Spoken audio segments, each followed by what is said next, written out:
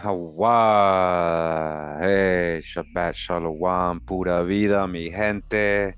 Much love and respect to everybody tuned in. Thank you for making the time to be here. Appreciate you guys, especially you in the live chat. Thank you. Appreciate you guys very much. Today, guys, we're just gonna do a very quick dive into the origin of the name of the word America. And I just want to let you guys know that's an indigenous word. It has nothing to do with Europe. That's the lie they tell us. We're going to prove it today. All right. 7 years of research, right? We're going to bring back, we're going to get it like it's the first time. All right. We're going to get it together. Hope you guys enjoy the presentation. All right, watch to the end. Watch to the end before you give your opinions. Let them know, Kurimeo. Long before Europeans began making maps of the New World, the Native Americans called their land AMARACAPANA, or Amaraka for short. Whereas the controversies concerning the discovery of America are well known, what is not well known is the controversy concerning the naming of America. In public school, we are erroneously taught that the Americas were named after Italian explorer and cartographer Amerigo Vespucci. The term America, we are told, is derived from the Latin version of Vespucci's first name, Americus. This fallacy was bolstered by one primary source, Waldseemüller's 1507 world map entitled Universalis Cosmographia, drafted by German cartographers Martin Waldseemüller and Matthias Ringmann. The map was the first to assign a name to the New World, America, which historians have proffered as proof that the continent was christened after Vespucci, since he held more firmly to the growing consensus that this was indeed a new world. All right, so we begin with the book, which is called Spanish and Portuguese South America During the Colonial Period by Robert Grant Watson. It says editor of Maury's Handbook of Greece, 4th edition, and also author of a book called The History of Persia. So he's very popular and with these historical books, right? A scholarly source. All right, so we're gonna read what he has to say about our topic today. All right, so we're gonna begin. They start talking about Amerigo Vespucci, right? The name of America and all that. And it's very interesting because we're gonna address this in this video. All right, it says Appendix 1. It says it would naturally be expected that in a work of this kind there should be some reference made to the long pending discussion respecting the letter addressed by Amerigo Vespucci to Lorenzo de Medici. All right, so we're gonna dodge the hijack with this whole Amerigo. We're gonna see why. All right, why I'm saying that. By which it would appear that Vespucci had visited the coast of Paria in the year 1497. That is to say, in the year previous to that of the first visit of Columbus to the South American continent. All right, so a year before Columbus reached South America. And that therefore, supposing this visit to be established, Amerigo Vespucci and not Columbus was the first European discoverer of the South American continent. So they're saying he discovered South America, even though Columbus got there to the Caribbean before him. All right, so either way, none of them discovered anything, right? This question is one of the very first importance as regards history or geography, since on its solution depends not only the question after whom the great South American continent should be called, all right, but likewise the fair fame of Vespucci's name. All right, says here Appendix 2. The Italian traveler Benzoni, who had been referred to in the preceding pages, has been quoted by Robertson, Irvin, and Helps, but considering the unique position which he holds as being the first foreign critic of the proceedings of the Spaniards in South America, I scarcely think that his volume has received the full attention which it deserves at the hands of modern writers on Spanish South America. I would therefore draw attention to some extracts from his work, begging the reader to bear in mind that they proceed by no means from a man of the mold of Las Casas, but from one who, by his own confession, took part in a slave hunting expedition. All right, so they're saying, all right, we're going to read this account from this person. He ain't no angel like Las Casas. That's what they're saying. He actually was a slaver. All right, it says the author in question was nevertheless, as he states, a devout Christian. So even though he was enslaving American Indians, because that's what we're talking about here, not Africans, the author in question, it says, was nevertheless a devout Christian, and he dedicates his history of the New World to Pope Pius IV. All right, so it says Benzoni, all right, remember the slaver, started for America in the year 1541, and there spent 14 years of toil and travail, landing at the Gulf of Paria. All right, this is in South America, I believe, close to Venezuela, or in Venezuela today. He proceeded to Cuba, and other islands, returning thence to Acla, when he crossed to Panama, from which place he visited the kingdom of Peru. The kingdom of Peru. In this wandering course he passed 14 years. Benzoni is the author who is originally responsible for the well-known story of Columbus and the egg. He states that whilst at Amarakapana, alright, let me take that off so you can see that. Amarakapana. Alright, so let's zoom in a little bit. It's a little better, right? I want you guys to see this. So, Amarakapana. So while he was at Amarakapana, this is in South America, they're talking about Columbus, alright? It says, he states that whilst at Amarakapana, Captain Callis arrived with upwards of 4,000 slaves, 4,000 slaves, and had captured many more. When some of them could not walk, the Spaniards, to prevent their remaining behind to make war, killed them by burying their swords in their sides of their breast. So when they couldn't survive these slaves they had, they would just kill them so they wouldn't, you know, make delays or stay behind or anything like that. All right. It was really a most distressing thing to see, the way in which these wretched creatures, naked, tired, and lame, were treated, exhausted with hunger, sick and despairing. The unfortunate mothers, with 2 and 3 children on their shoulders or clinging round their necks, overwhelmed with tears and grief, all tied with cords or with iron chains around their necks, or their arms or their hands. Nor was there a girl but had been violated by the depredators. Oh man, they were even violating the girls. At page 159, Benzoni observes that Spaniards have eulogized themselves too much when they tell us that they are worthy of great praise for having converted to Christianity the tribes and nations that they subjugated. All right, so we're talking about these tribes and nations. All right, for there is great difference between the name and the being one in reality. All right, so even though they were bolstering themselves, talking about we were evangelizing them and making them civilized and Christian, all right, they were covering that, you know, the cruelties, atrocities that they were committing. All right, with that, it says the slaves, all right, this is quotes, somebody saying this, all right, it says the slaves are all marked in the face and on the arms by a hot iron with the mark of C. Then the governors and captains do as they like with them. Some are given to the soldiers, so that the Spaniards afterwards sell them or gamble them away amongst each other. When ships arrive from Spain, they barter these Indians for wine. Who? The Indians. All right, so let's go back. All right, I want you to understand what's going on here. All right, because it says that Benzoni, right, remember, he arrived at where? At Amarakapana. There was already a place called Amarakapana in South America. All right, he arrived with what? With 4,000 slaves, it says, right? Now we go back. Who were these slaves? These were Indians, right? So when ships would arrive there, what they would do from Spain, they would barter these Indians for wine, flour, biscuit, and other requisite things. And even when some of the Indian women are pregnant by the same Spaniards, they sell them without any conscience. Then the merchants carry them elsewhere. They take them to the other side, reverse, and sell them again, Others are sent to the island of Hispaniola.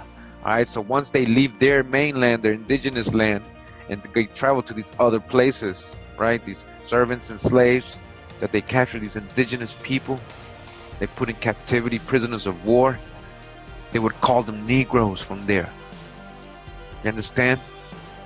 Filling with them some large vessels built like caravels, all right, filling the vessels, right, filling with what? With Indians, not Africans, Indians, and supplying what? Hispaniola. Because why? They had already decimated most of the population of Hispaniola through the same kind of slavery, sending them elsewhere with their diseases.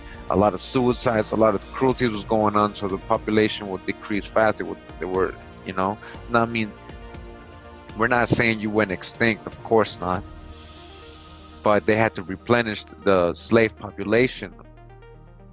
All right, and they did it with other indigenous people. All right, so it says they carried them under the deck, and being nearly all people captured inland, they suffered severely the sea horrors. And not being allowed to move out of those sinks, what with their sickness and their other ones, they have to stand in the filth like animals. And the sea, often being calm, water and other provisions failed them, so that the poor wretches, oppressed by the heat, the stench, the thirst, and the crowding, miserably expired there below. All right, we're talking about American Indians that are experiencing this cruelty. All right, we're talking about Deuteronomy 28, and you know this is untold truth of ancient America. All right, we're in part 5, and you know, but you see how this correlates with what we've learning in the other series, right? Who was getting enslaved by the Spanish? The Indians, right? It's another account right here, letting you know straight up. Look what they went through in these ships. All right.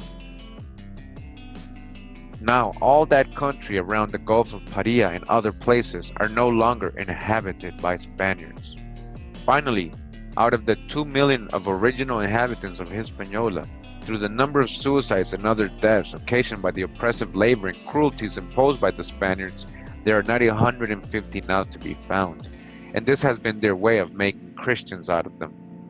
What befell these poor islanders has happened also to all the others around, Cuba, Jamaica, Puerto Rico, and other places. And although an almost infinite number of the inhabitants of the mainland have been brought to these islands as slaves, they have nearly all since died. And it says, the initial letter of the Emperor Charles V. All right, so who was saying this? Who was describing this? Charles V. And what were they putting on their face and in their arms? With a hot iron, a mark of C for Charles V. C for Charles V. All right, Charles V. Do you understand what he looked like? He was another brother, copper-colored, so-called Negro. This is just another more on more war. All right.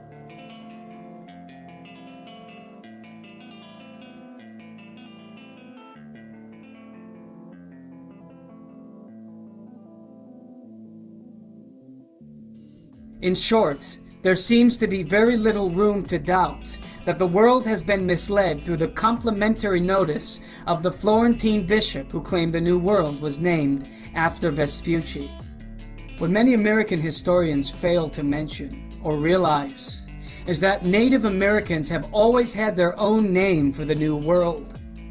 Historian Alec Locker elucidates, children in America are taught that America came from Amerigo Vespucci, the Florentine mariner.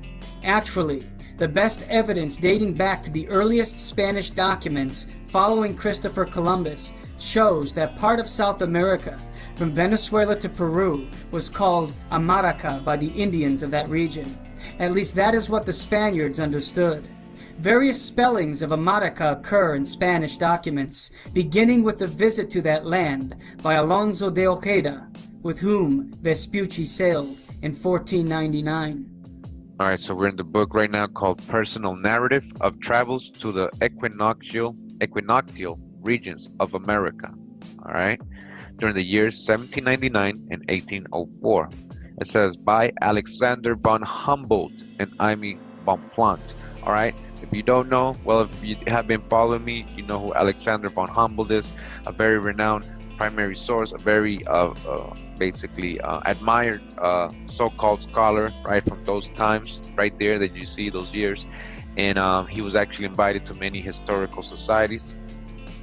All right, we're on page 176 of this book, and it says here, Humboldt says, it is distressing to think that even at this day there exist European colonists in the West Indies, who mark their slaves with a hot iron to know them again if they escape. All right, weren't we just reading about this? All right, Charles V marking his slaves with the Indians, right? The Indians with a hot iron. So who are we talking about still here? The 1700s.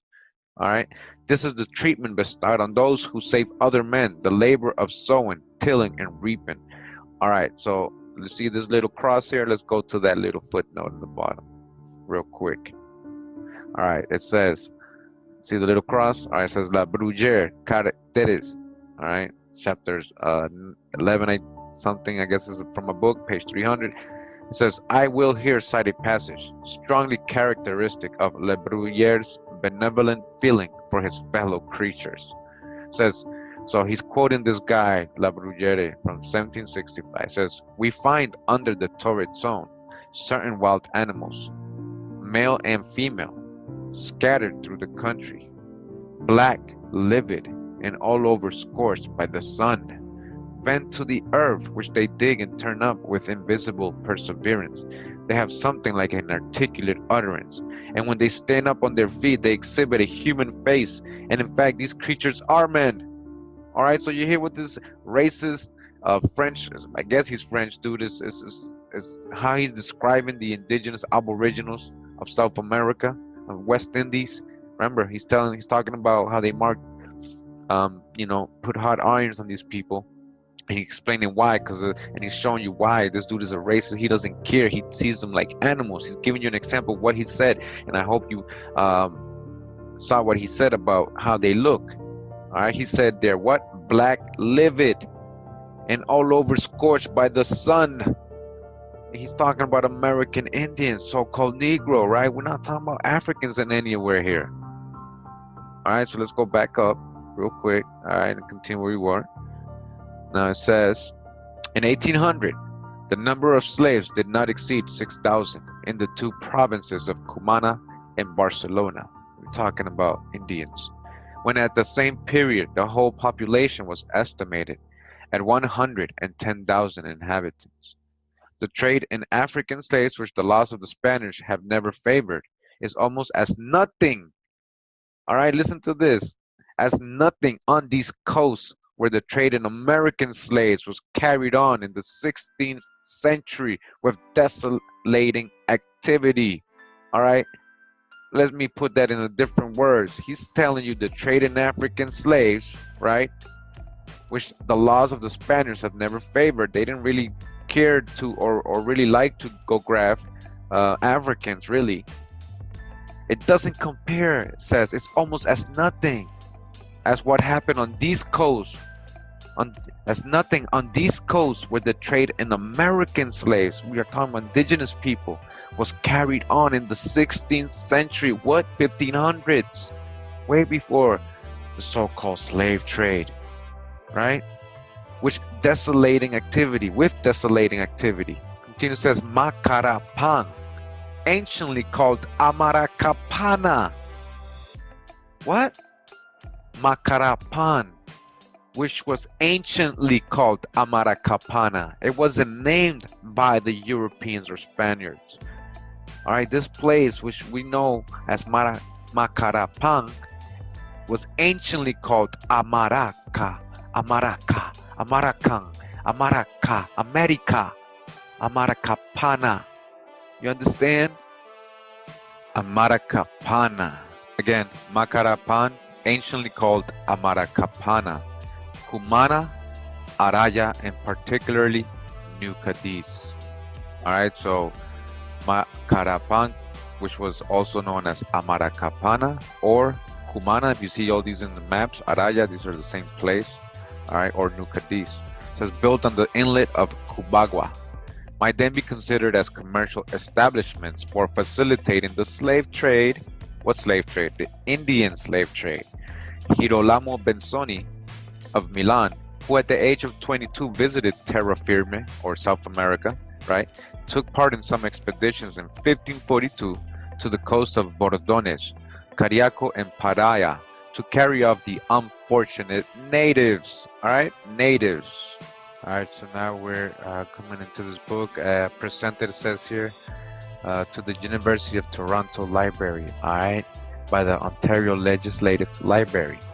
And the book is called Discovery of the Origin of the Name of America by Thomas de St. Brice, entered according to the Act of Congress in the year of 1888 by Thomas St. Brice in the office of the Librarian of Congress at Washington. Right of translation reserved, all right? And we're in the introduction, and it says, the object of this abridged popular edition is to present in a brief, clear, and simple style our discovery of the origin of the name of America. which came as unexpectedly as that of Columbus, while we were collecting from the old works of the Spanish historians. So while they were doing research in the real Spanish records, they were able to determine what was the origin of the name of America, right? The customs and histories of the Americans called Indians, all right? We're just talking about the copper-colored races, Americans, right? Remember? Copper-colored tribes of America, Aborigines, which they called Indians by mistake, in order to show their connection with Egypt. Whoa!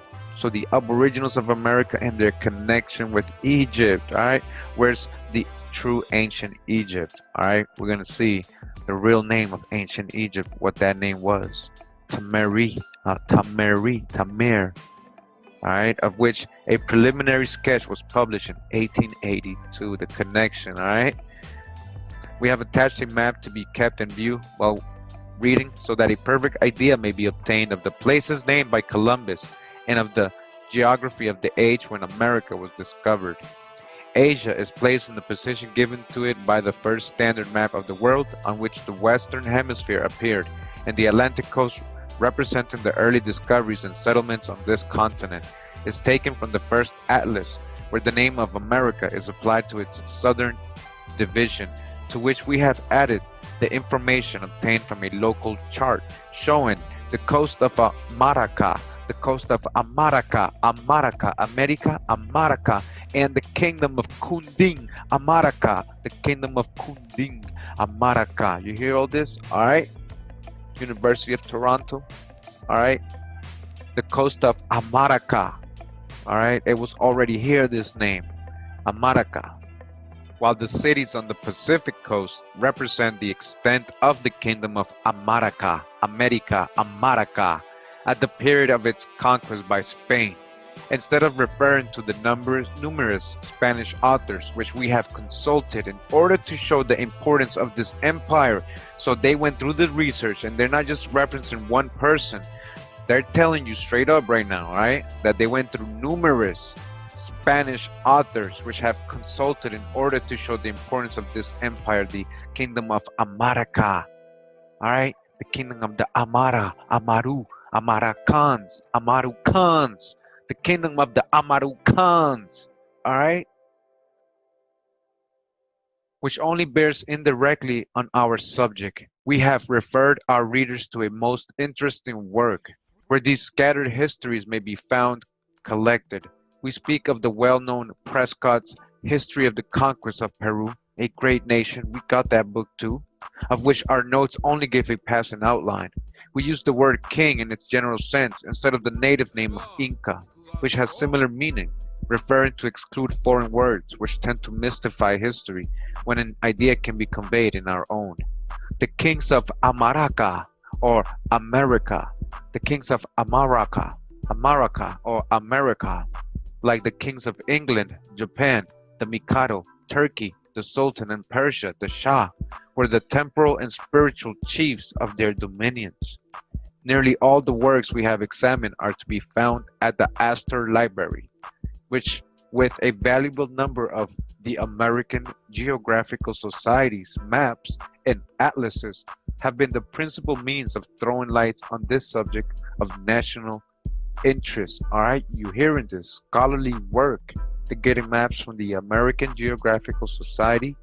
All right, they would correlate all what they're saying about these kings of Amaraka or America, Amaraka, where Vespucci and Columbus landed, and that's why they went back with these stories of Amaraka or the kings and kingdoms of Amaraka, Amarakans, the Amarukans.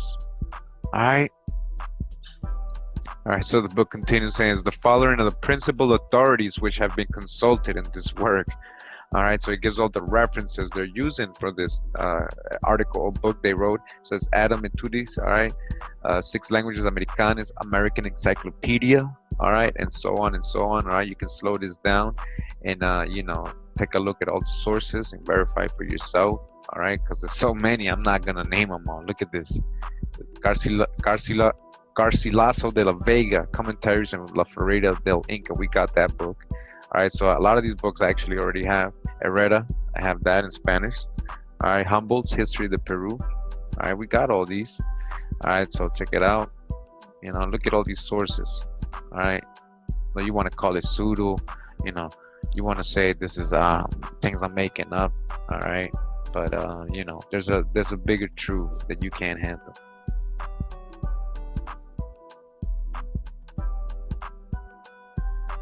All right, so now we're in this book. It's called Watson's Jeffersonian Magazine. All right, from 1911. It says here, look, 10 cents per copy, $1 per year if you just want to subscribe. It says the only magazine that stands for original democratic principles. Really? Again, Watson's Magazine. This is volume 13, number 5. All right. All right, so we're on page 406 of this magazine, and it says The Name of America by Alexander Del Mar. I look him up. All right, these are not just anybody writing these things. All right, so it says that the American continent derived its name from the Florentine merchant and geographer Amerigo Vespucci, and that thereby an injustice was done to Columbus is an impression which still retains a firm hold on the popular mind. Yet many proofs have been offered that before Columbus landed, listen to this, all right, many proofs exist, my people, right, that before Columbus landed, right, the name America was found scattered over the southern continent, from the Caribbean Sea to the Pacific Ocean, and from the Maracaibo Gulf and Amarakapana coast, the Amaraka, American, the Amarakapana coast, Amaru coast, near the Orinoco's outlet to the mountainous regions of Cox Amaraka around Bogota or Colombia, and over the heights of the Andes as far to the south as Peru. All right, so they use that word also in Peru, right? We know that Amaru, right? Amaru. Ex-President Harrison added his influence to the popular impression with the remark that a continent should have been named for Columbus, thereby implying that it was in fact named for Vespucci. The only evidence to sustain this assumption is the letter of a Florentine bishop, in which he writes rather boastfully, "And well may our new world be named America, since its discovery was due to our eminent countryman Amerigo Vespucci," etc. On the other hand, the proofs that the country bore a title much nearer to America than Amerigo may be summarized in the following citations. Girolamo Benzoni, a Milanese, in his Historia del Mondo Novo, published at Venice in 1565, says in page 7 of the translation, the governor shortly after left Cumana, right? Remember, Cumana is just another name for Amarakapana, right? With all his company and coasting westward, went to Amarakapana. He went to where? Amarakapana.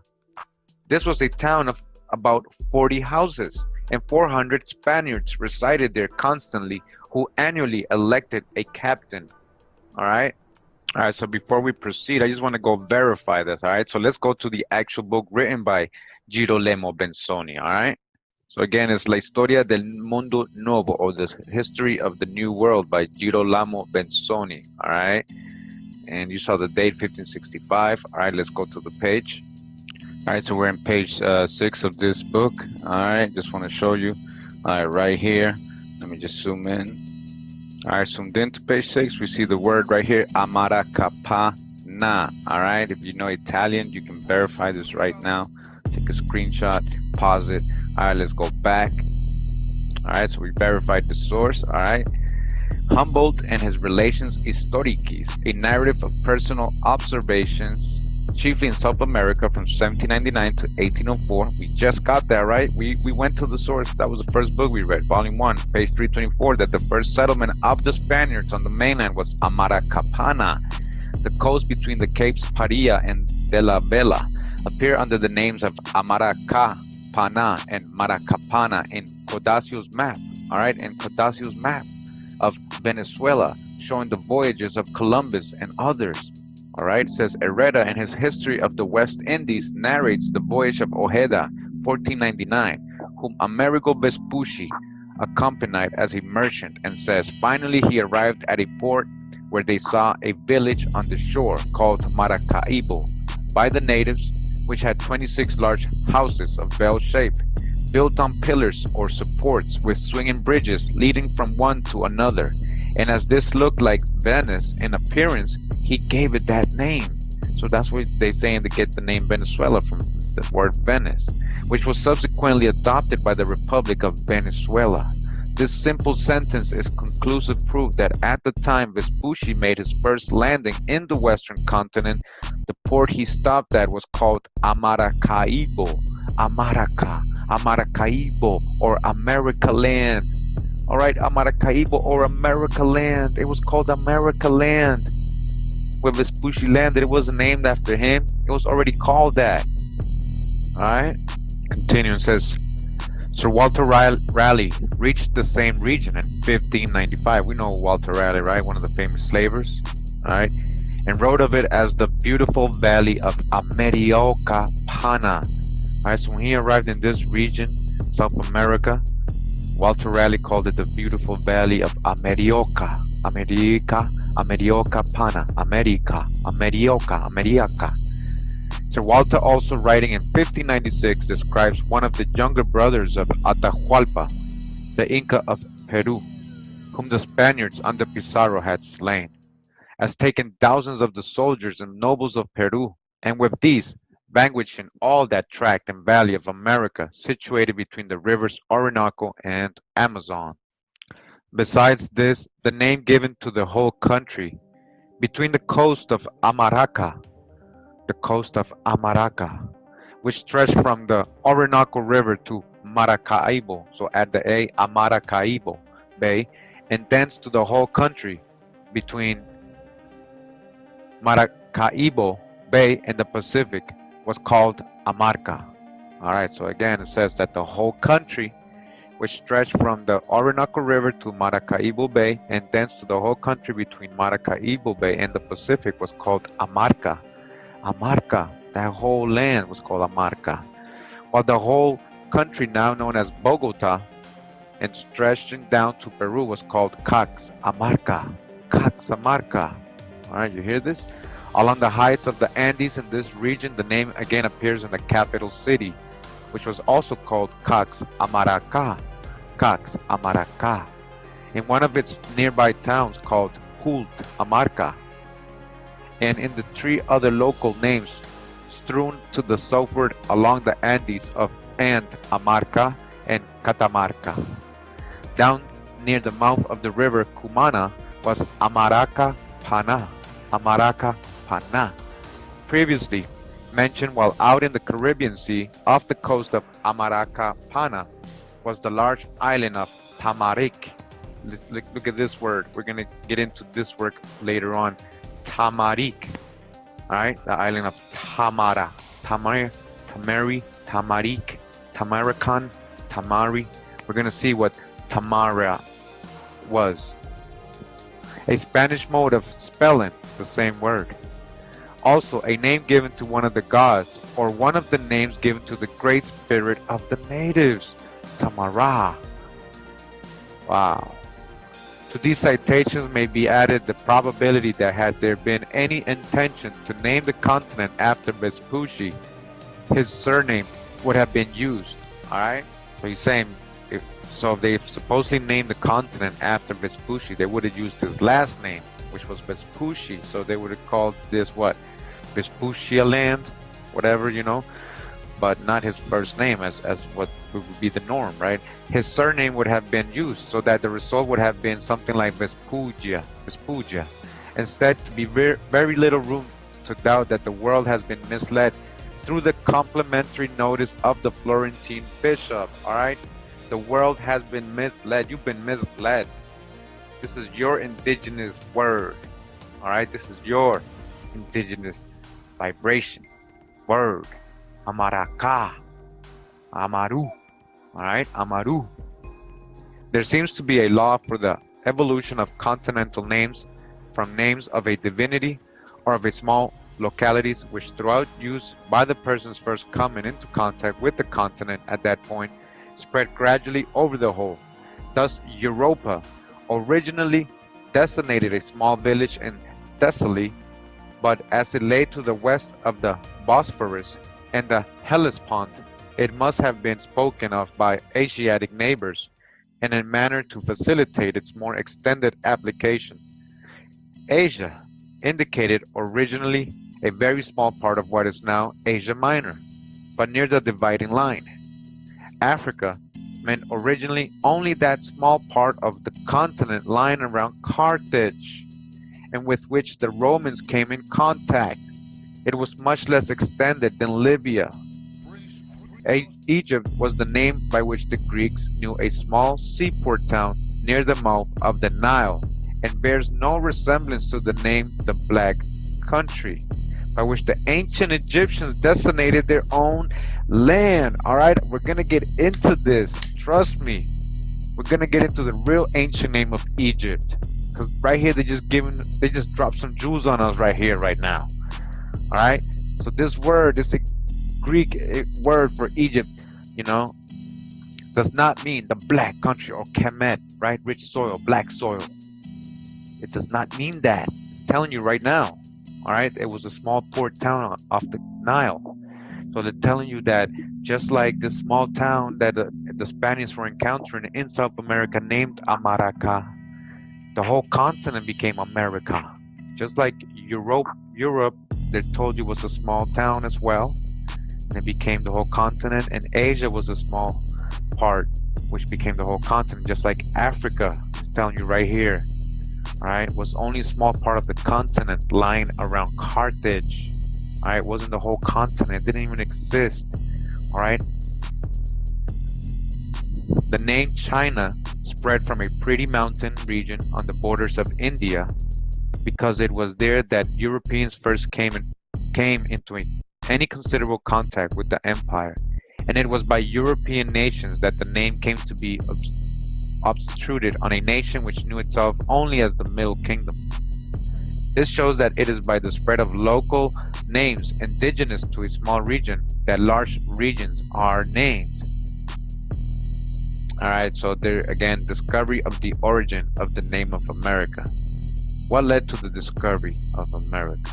And it starts talking about, Mateo Polo, which is, I believe, Marco Polo's dad, and his story and how they went looking for the Grand Khan. And basically, they're letting you know it's kind of like he basically came over here. Marco Polo was over here.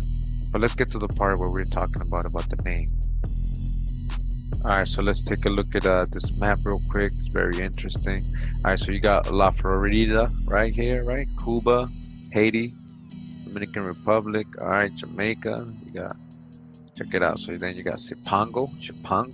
All right, this is one of the mythical Chipango that Marco Polo went to.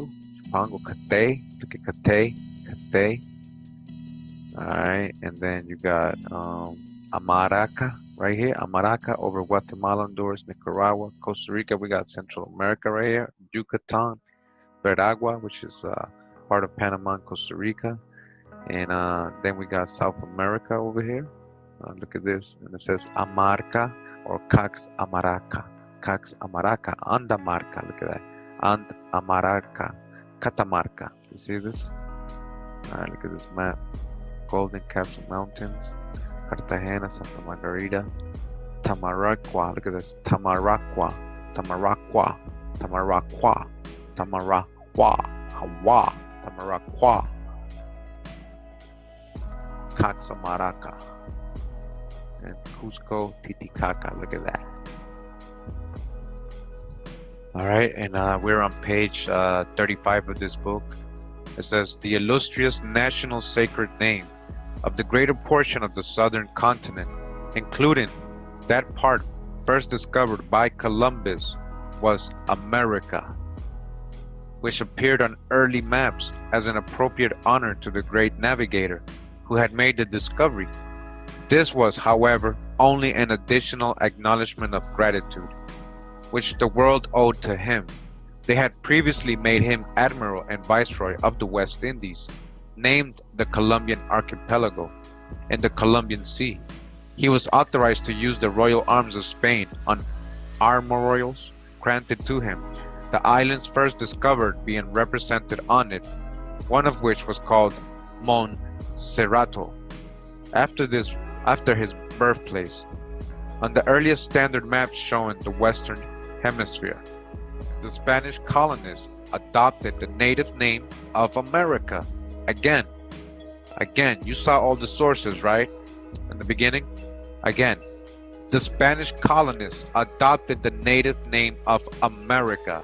They were here before all these Italian navigators, Vespucci especially, all right?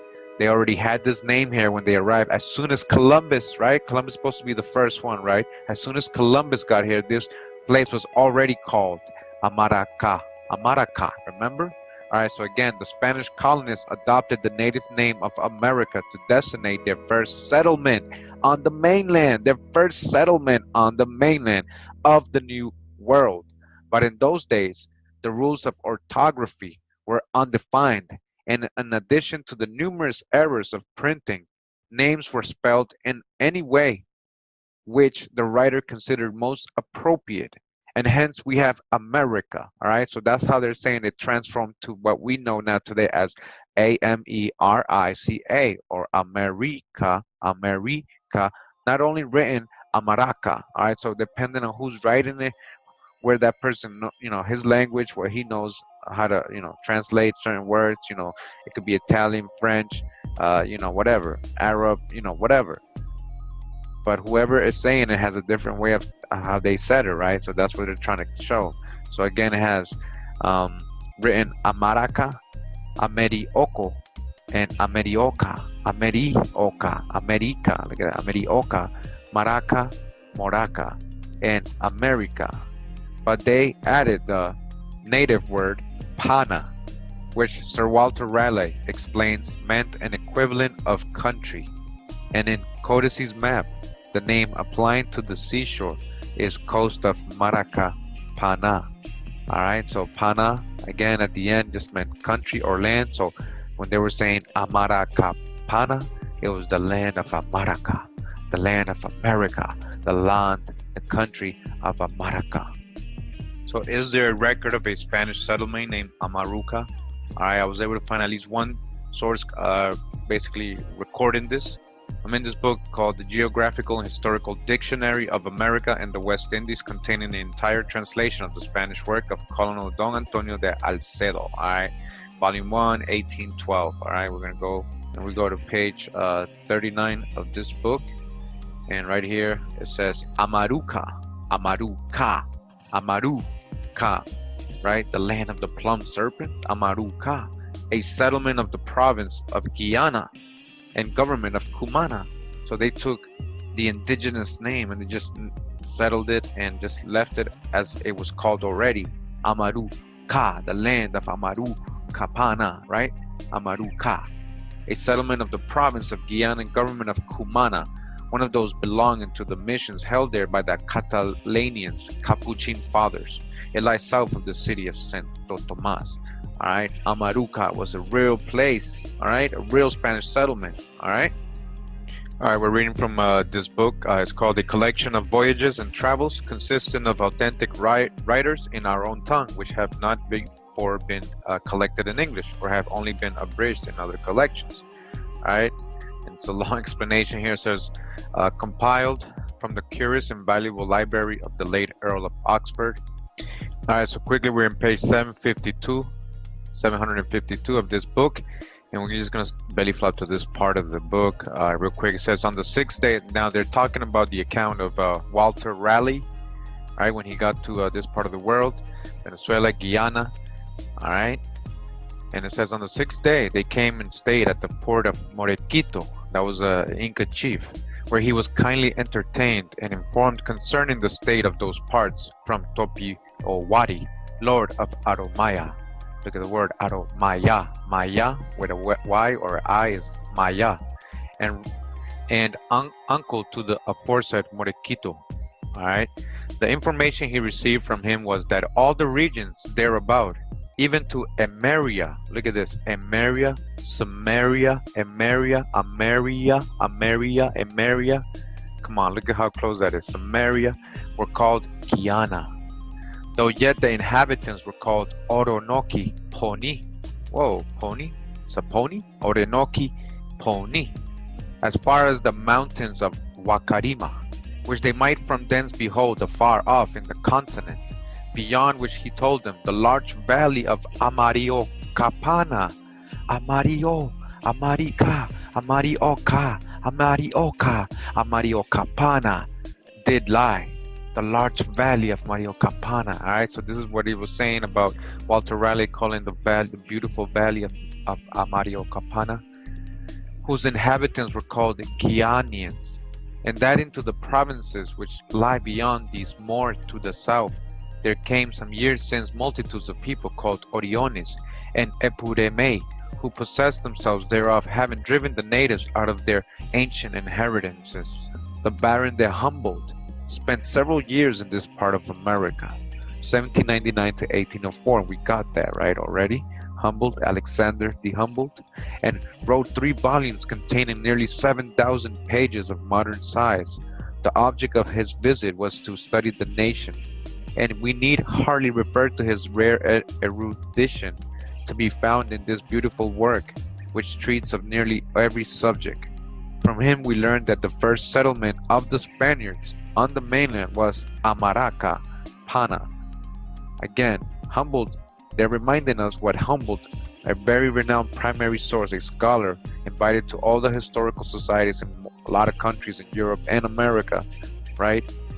He's telling us that the first settlement of the Spaniards on the mainland was Amarakapana, or the country of Amaraka, the land of America, Amaraka, which with Cumana and Cumbagua, both adjoining it, were the chief places of the African slave trade, so frightfully active there in the 16th century until stopped by the Emperor Charles V. All right, so touch the hijack with the African slave trade. All right, the immense quantity of pearls first attracted the attention of Columbus and the Spanish pioneers who followed him, all of whom spoke of it as the Pearl Coast. I remember that the supposed first slaves that were, or Africans that were taken, or a so-called Negro that was put into slavery in an American colony in, I believe, Bermuda or Barbados, was pearl divers, right? They went to get from this region of Amaraka, right? This is the Pearl Coast. Remember, these were Indians, all right, which was on the low shore between the Capes Paria and the La Vela, appearing under the names of coast of Marakapana, or properly Amarakapana, Amaraka, Amarakapana, America, the land, Pana, Panama, the land of Amaraka, and Pearl Coast and the Pearl Coast, both covering equally the entire shore in Codazzi's map of Venezuela, showing the voyages of the admiral and others. The name Maracapan was written on the early Spanish maps in red, which indicated the places first discovered by Columbus. All right, this is where Columbus landed, in America, the land of America, Amaraka. All right. Now we're in this book. It's called Ancient Explorers of America, from the Ice Age to Columbus. All right, this is the cover of the book, and it's written by Alec Locker. All right, and it says here, another possible origin of the name America. Children in America are taught that America came from Amerigo Vespucci, the Florentine mariner. Actually, the best evidence dating back to the earliest Spanish documents following Christopher Columbus shows that part of South America, from Venezuela to Peru, all right, from Venezuela to Peru, was called Amaraka. All right, that region already was called Amaraka. This was an indigenous word, right? America, Amaraka, America, Amaraka, Amaraka, by the Indians of the region. Again, it was called Amaraka by the Indians of that region. All right, Guyana, all right, we know who was there originally, indigenously. At least that's what the Spaniards understood. Various spellings of Amaraka occur in Spanish documents, beginning with the visit to that land by Alonso de Ojeda. All right, we got accounts of him, with whom Vespucci sailed in 1499. Ojeda reported that he received friendly treatment at the hands of the Indians of Marakapana. Marakapana was also written as Amarakapana. All right, so whenever you see Marakapana, All right, like in this map right here, you'll see it right here, Amarakapana. It was also written as Amaraka, Amaraka, America, Amarakapana. So Vespucci, Columbus, all these people landed in this region called America, and they had so much gold and pearls and everything that were coming out of there. They were going back to Spain with all these stories and all this, how there's so many fruits, gold everywhere, there's pearls, all right.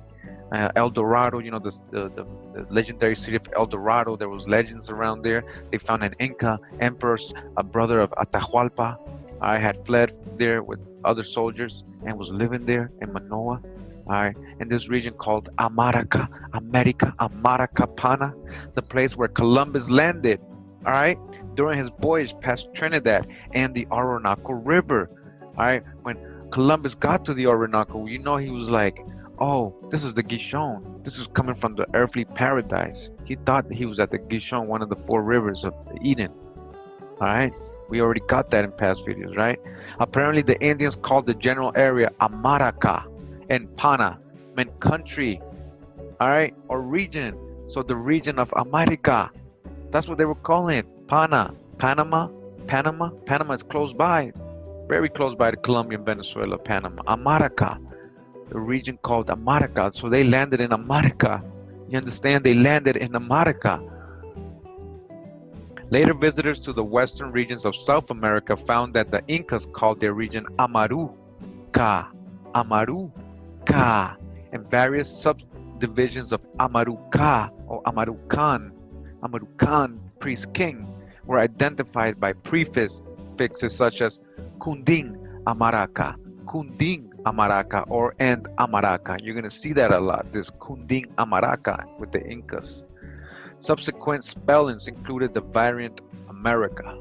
It seems plausible that while the Semmular labeled that area of the New World America, not in honor of Amerigo Vespucci, and so they're talking about this famous map in 1507 that has the word America right on South America. It's a little piece of South America too. They don't even know what it, well, according to that map, they didn't know what it looked like, the whole of South America.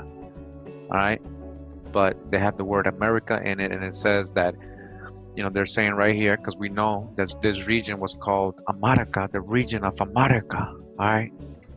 It seems plausible that Walden Semmular labeled that area of the New World America, not in honor of Amerigo Vespucci, but following the Spanish name derived from what the Indians called that part of the world, America, Amaraka. Thus, like so many place names in America, the continental name also derives from an Indian word, all right? So like so many places in America, the continent, the name the continent was given derived from this word, Amaraka, an Indian word, not the name of Vespucci, all right? All right, so we continue in the book, Discovery of the Origin of the Name of America by Thomas de Saint Brice. We're in page 43, and it says, there was an abundance of fruit, flowers, and beautiful birds in this charming place. All right, so remember where they're landing, right? They're landing in the land of Amaraka, the land or Amaraka or Amarakapana, right? And this is the journey that Ojeda, the Spaniard, took with his Italian merchant, which was Vespucci, Alberigo Vespucci, not Amerigo. We're going to see that, all right? So this is basically the route that Columbus took as well. This is the part that Columbus landed into. He landed in America, the land of America.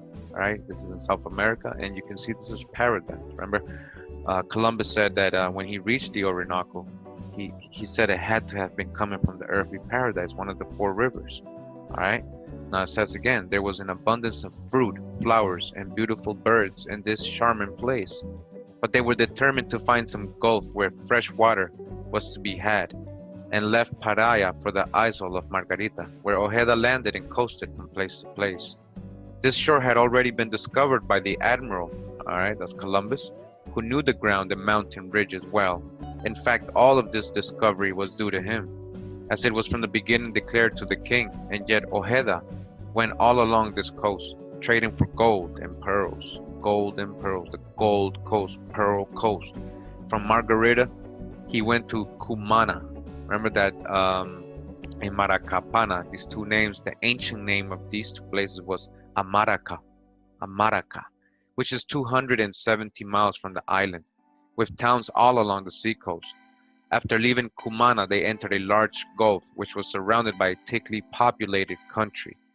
But a river flowed into it, bringing an infinite number of what the Spaniards call lizards, and the Indians caimanes, but which are really the crocodiles of the Nile. These are really the crocodiles of the real Nile, according to the most reliable information. And this being unfavorable for the ships, they anchored in Marakapana or Amaraka, and were well received and served as if they were angels by the great number of people of this district. We discharged the ship's cargoes and repaired them. Aided by the inhabitants, we remained here 36 days. And all this time, the Indians treated us to their bread, venison, fish, and the food was so good. The food was so good that these Indians had, that ever after, when we could not get it, we wished to return home. Wow. All right, so always, the ancestors were helping these Europeans. We were being humble, we were being kind, showing them love, and you know what they did. All right.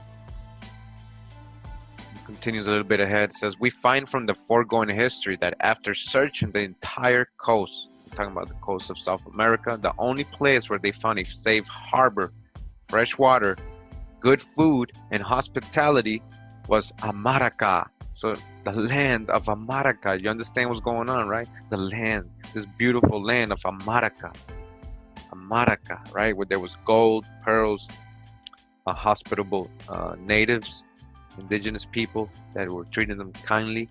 There was fresh water, great food, good tasting food, great food, right? This is paradise. Amaraka, America, Amaraka, which probably accounts for its having been the first settlement on the mainland according to Baron de Humboldt. The excitement continued unabated in Spain, where several expeditions were spoken of. The gold and pearls sent by Columbus, which he had collected on the coast of Amarakapana.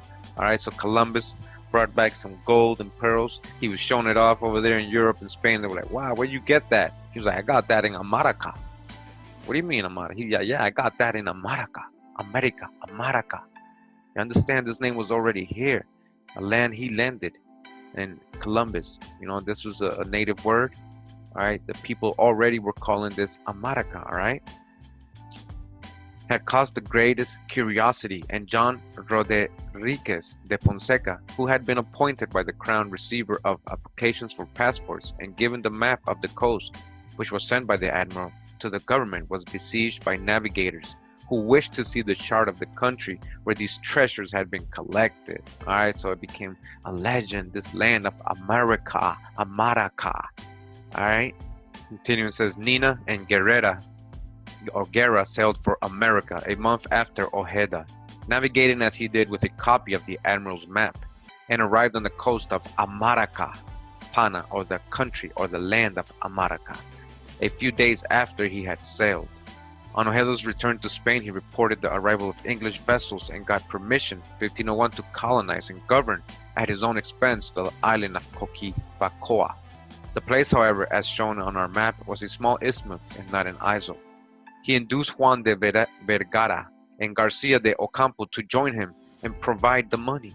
They sailed in 1502 and reaching the Gulf of Paria, traded along the coast of Amarakapana, all right, until coming to some cultivated land in a beautiful valley, which was so named by Ojeda and also spoken of as famed by Columbus. All right, these people were just falling in love with this place. It became a legend, it became a paradise to them, El Dorado. All right, it is today in the province of Barcelona, formerly the port of Amarakapana. All right, so it's not in Spain they're talking about there's a port today called Barcelona, I guess in this region or in Venezuela or wherever they are right here in Guyana. All right, but it was Amarakapana, the port of Amarakapana, the land of America, for which the pioneers sailed, and is no doubt the place referred to by Sir Walter Raleigh as the beautiful valley of Amarakapana, America. Remove the O, what you get? America, the beautiful valley of America. seizing whatever they wanted here, while Vergara sailed to Jamaica for provisions. Continuing in the book, Discovery of the Origin of the Name of America. All right, so this part of the book is talking about who they met and encountered, Ojeda and these Vespucci and Walter Raleigh. And they encountered an emperor, they call him, or a chief, right, a cacique. And this is what they say about him. It says, but because there arise many doubts in how this empire is become so populous and adorned with so many great cities, towns, temples, and treasures, I thought good to make it known that the emperor now reigning is descended from these magnificent princes of Peru, right? It's talking about he's an Inca, of whose large territories, of whose policies, conquests, edifices, and riches, many have written large discourses.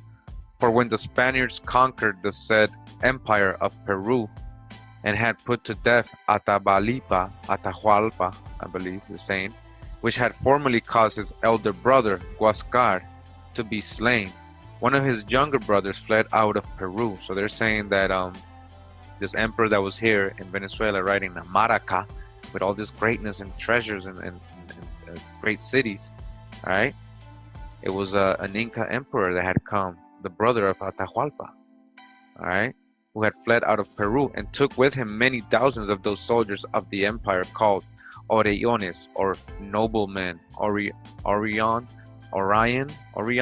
noblemen, that's what it means, noblemen.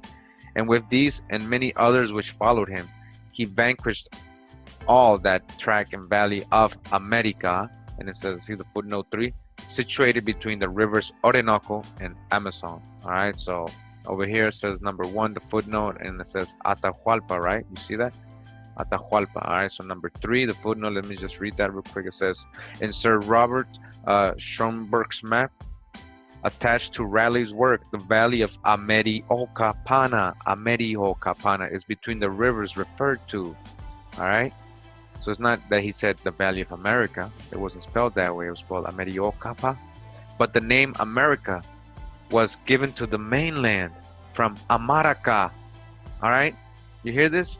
But the name America was given to the mainland from Amaraka or America, the first Spanish settlement, whose people treated them as if they were angels, while others attacked them. Many authors, unaware that America was the national name of the southern continent, could not understand the Spanish pioneers who gave this name to several places on the coast, and cartographers hotly disputed the question as to which was correct, without finding that they all were. The coast which Navarrete says Columbus first visited is the Valley of America of Raleigh. And we're talking about the Amaraka, the Valley of Amaraka. All right? Purchase edition in 1614, page 836, which quotes Ladius Stadius and others, says that the Brazilians have a maraca or tamaraka.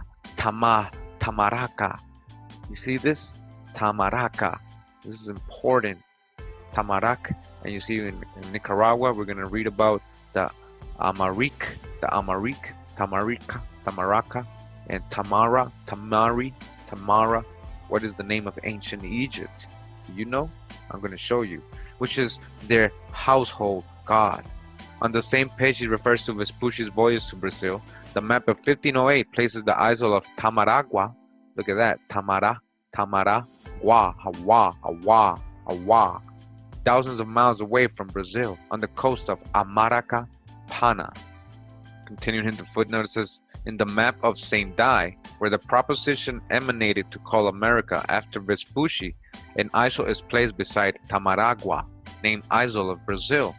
We observe on modern maps the Isle of Maraca, near the mouth of the Amazon in Brazil. This is circumstantial evidence that St. Dye people, who got their information from Vespucci, had heard of the port of Amarakapana, where Ojeda was so hospitably received when Vespucci was with him, and also of the Maraca or Amaraka. Listen to this. Also the Maraca or Amaraca of Brazil. America, Amaraca of Brazil.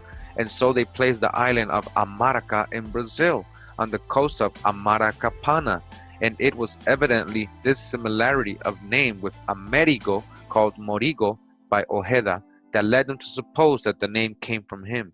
But we're going to see his real name is not even Amerigo, it's Alberigo. All right, we're going to see that, and that means Albert. The Ptolemy map of 1524 places the supposed isle of Brazil in the Atlantic Ocean, nearer to England than America, which name appears on the continent in the same latitude and longitude as Aymarca. You see that? That name, Aymarca, Amaraka, Aymarca. They knew about America.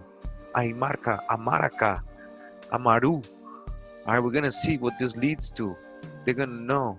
All right, it's gonna lead to priest kings, the Khans. All right, so Ptolemy's map has Aymarca. The same evidence occurs in Ptolemy's in 1535.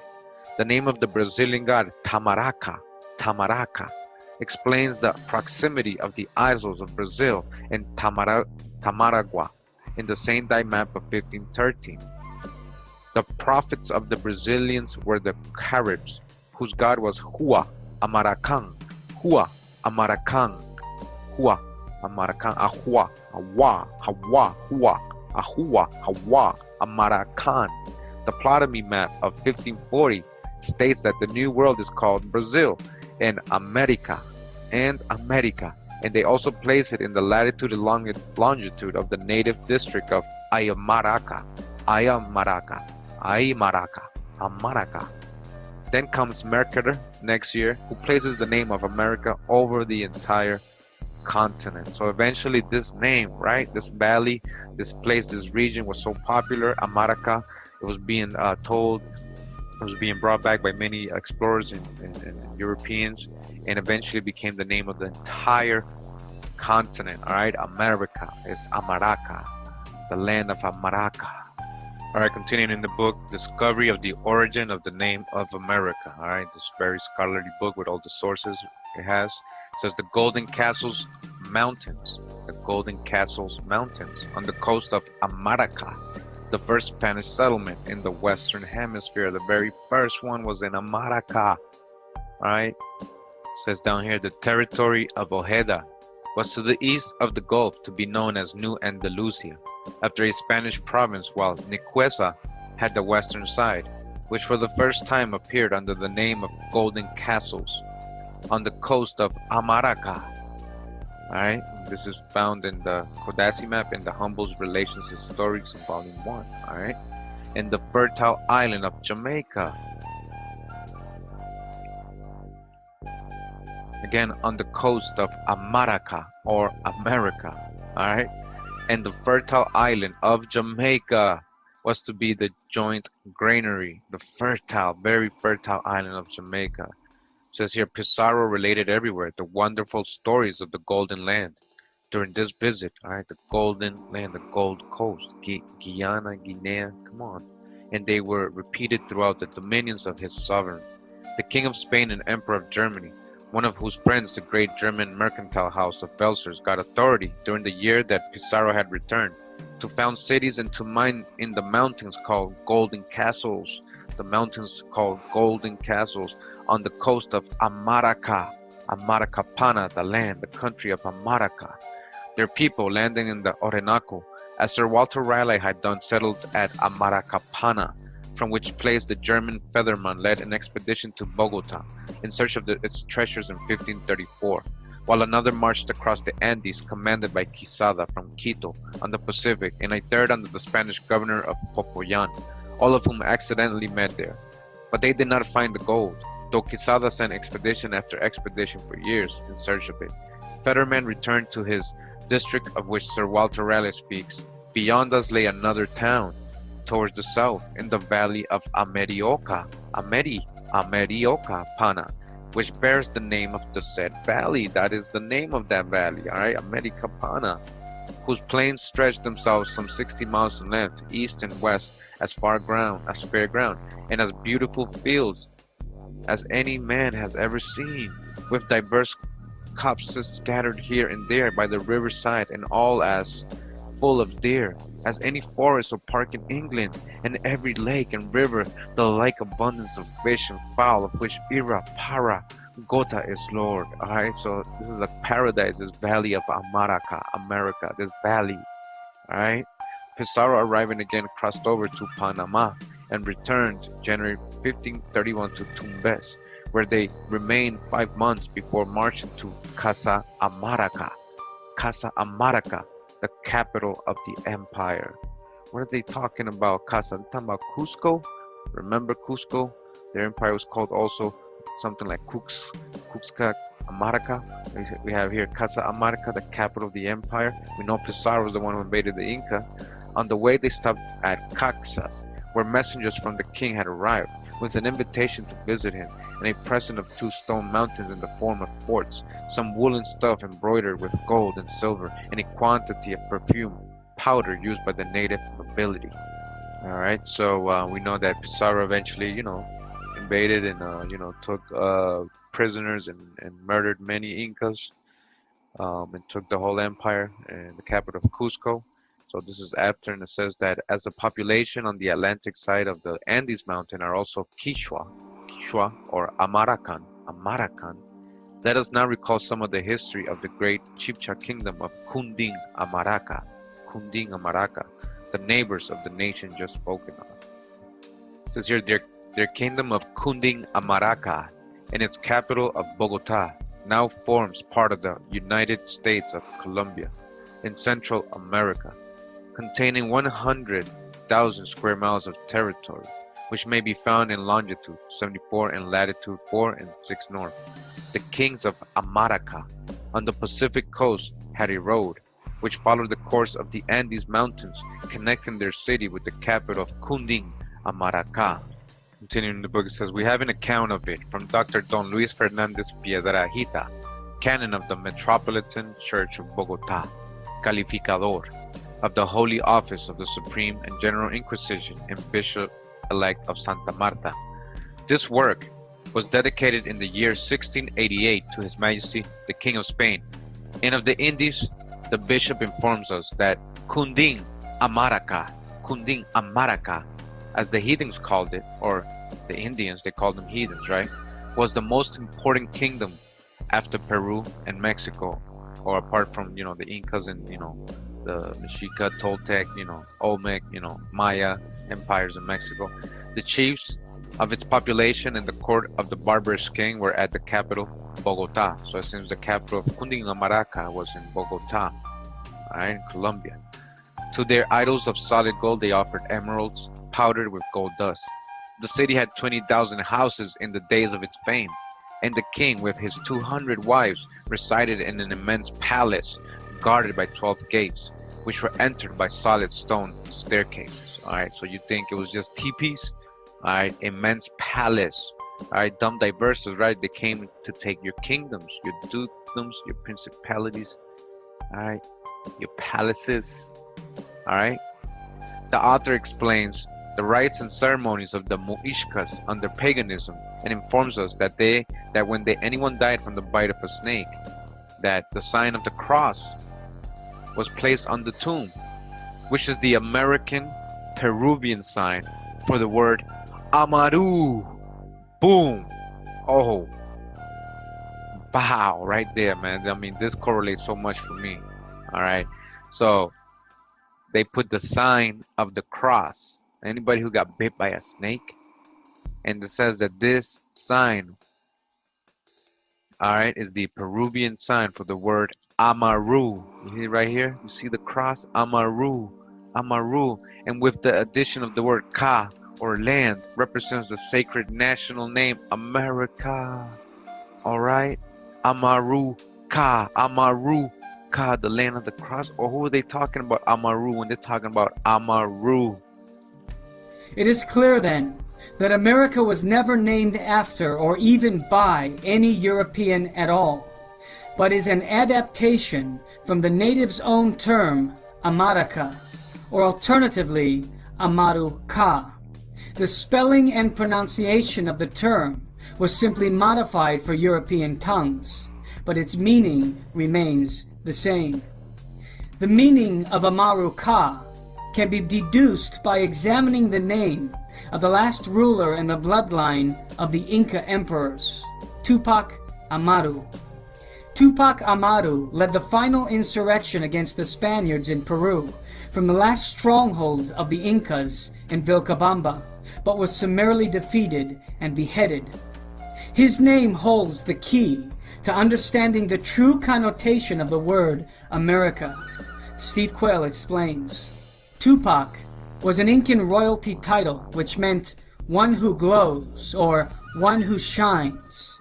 Amaru means serpent, Quetzalcoatl. Additionally, Amaru in the Incan language also has connotations of being a serpent connected to the subterranean or underworld.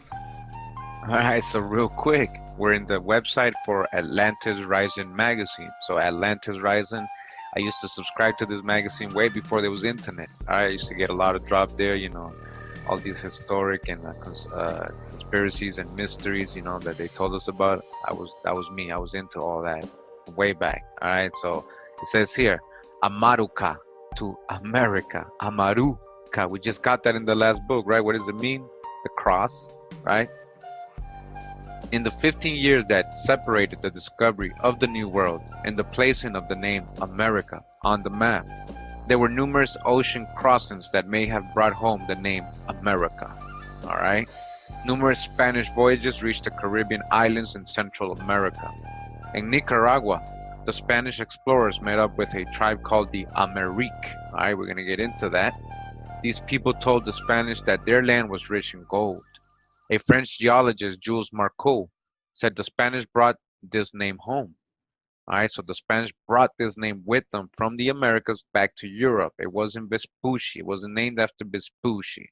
The mountain range in Nicaragua was land of perpetual wind and called Amerik, and actually recorded in the sailing logs of Columbus himself.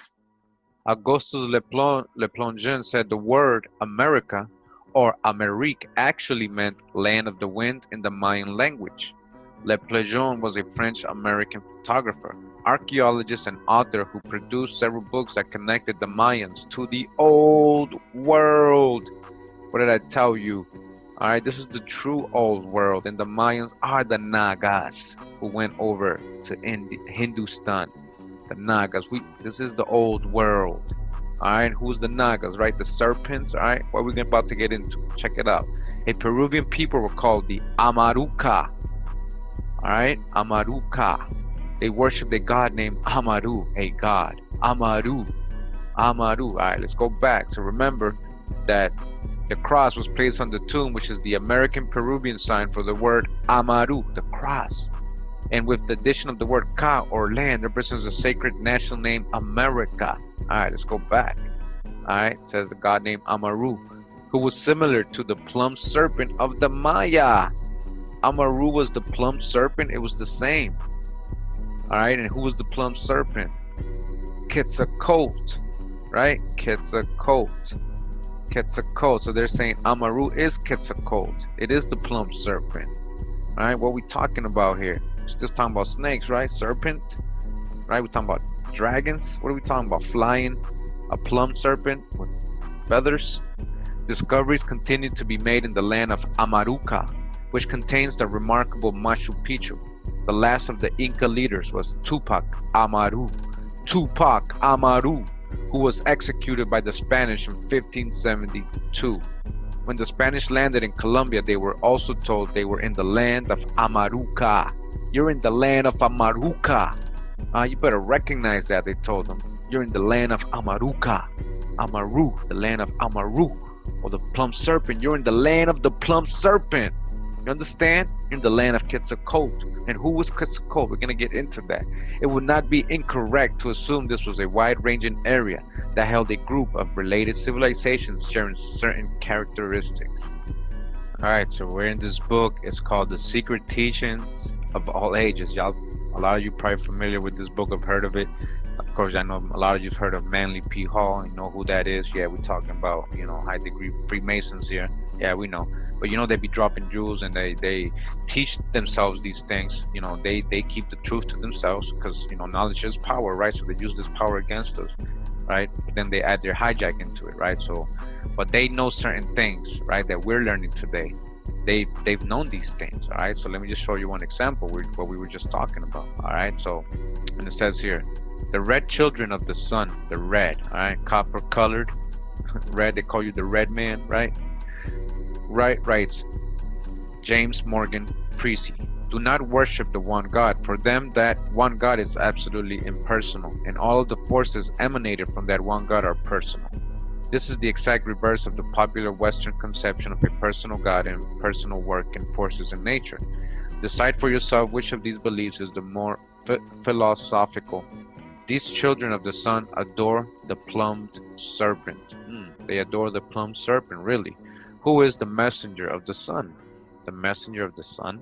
He was the god Ketakult. All right, so the plumed serpent is Ketakult, right? We just got that before. All right, the Amaru is the plumed serpent, so the plumed serpent is Ketakult. So we're talking about the same thing. In Mexico, Gucumatz in Quiche, same person. And in Peru, he was called Amaru. He was called Amaru, Ketakult. From the latter name comes our word America. From the latter, from this Amaru, Amara, remember? The land of Amaraka. Amaruka is literally translated land of the plumed serpent. Amaruka is the land of the plumed serpent. America is the land of Amaru, the land of Ketakult, the land of plumed serpent, the dragon, right? The priests of this god of peace from their chief center in the Cordilleras once ruled both Americas. The priests of this god of peace. Who we talking about? We talking about Prester John? We talking about King David? We talking about King David, who once ruled both Americas, North and South? All right, Mexico and Peru, all the kingdoms of the Israelites, all the red men who have remained true to the ancient religion, and all you still who are called red men, talking about the so-called Negro, right? Who have remained true to your ancient religion or your ancient law, your ancient connection with your Creator, Most High, are still under their sway. One of their strong centers was in Guatemala, and of their order was the author of the book called Popol Vuh. In the Quiche tongue, Gucumatz is the exact equivalent of Quetzalcoatl in the Nahuatl language, Quetzal, the bird of paradise, Colt, serpent. The serpent veiled in plumes of the paradise bird.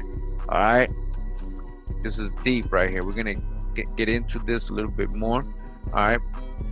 All right, so let's learn a little bit about this character, Amaru, aka Quetzalcoatl, Gucumatz, all right, Kukulkan. All right, so we're in this book, Publications of the University of Pennsylvania, a series in Philology, Literature, and Archaeology, Volume 3. It says a primer of Mayan hieroglyphics, all right, by Daniel G. Brinton, and AMMD LLD SC. Look at, he got all the letters. All right, professor of American Archaeology and Linguistics in the University of Pennsylvania, president of the American Association for the Advancement of Science, etc., etc. All right, we're going to pick up here in page 39, right about here. It says, in the myth, he is described as clothed in a long robe. Now they're talking about Itzama, who is, they're relating to Gucumatz and Kukulkan, and we know that it's the same as Quetzalcoatl. We got that as well from the last readings, that Amaru is also Gucumatz, right? All right, in Quiche. So we're talking about the same people. So it says that this person, right, this mythical person is described as clothed in a long robe. All right, a long robe, and wearing sandals.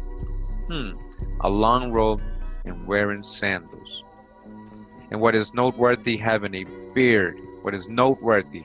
What is most noteworthy? All right, because he has a long robe, sandals, and a beard. Who does that describe, man? Who does that sound like? In the calendars of the Centaurs, he was painted in the likeness of a man and a snake, and the masters explained this as the snake with feathers, which moves in the waters, that is, the heavenly waters, the cloud and the rains, for which reason Bishop Nunez de la Vega, to whom we owe this information, identified him with the Mexican Mixcolt, the cloud serpent, whereas Bishop Landa was in opinion that he was the Mexican Quetzalcoatl. All right, Amaru. All right, so we're talking about Quetzalcoatl, but remember why we got there, right? Because we were talking about the kings of Amaraka or Amaru, right? Amaraka, Amaru, right? On the Pacific coast had a road which followed the course of the Andes Mountains, connecting their city with the capital of Kundin, Amaraka. Right? Remember, this was in Bogota, which is modern day Colombia today. Bogota. Right? Bogota. And remember that it told us down here that they placed a cross right on the tomb, which was the American Peruvian sign for the word Amaru, a cross, Amaru. All right, and with the addition of the word Ka, or land, represents the sacred national name America. So remember, Amaru is Ketakult.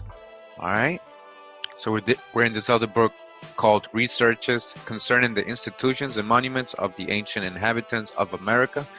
This is written by Alexander D. Humboldt. Again, this is another book by Alexander D. Humboldt that we've read from it before. All right, we're going to go to page 29. So we'll start out the page at the bottom of page 28. It says, though no traditions point out any direct connection between the nations of North and South America, their history is not less fraught with analogies in the political and religious revolutions from which dates the civilization of the Aztecs, the Muiscas, and the Peruvians. Muiscas, we've got that in the other book. Men with beards, again, men with beards and with clearer complexions than the natives of Anahuac. Cundinamarca, look at that, Anamarca, there you go, Anamarca. That's in Bogota, right, with the kings of Amaraka were. All right, so these people with beards with clearer complexions does not mean white, doesn't mean white.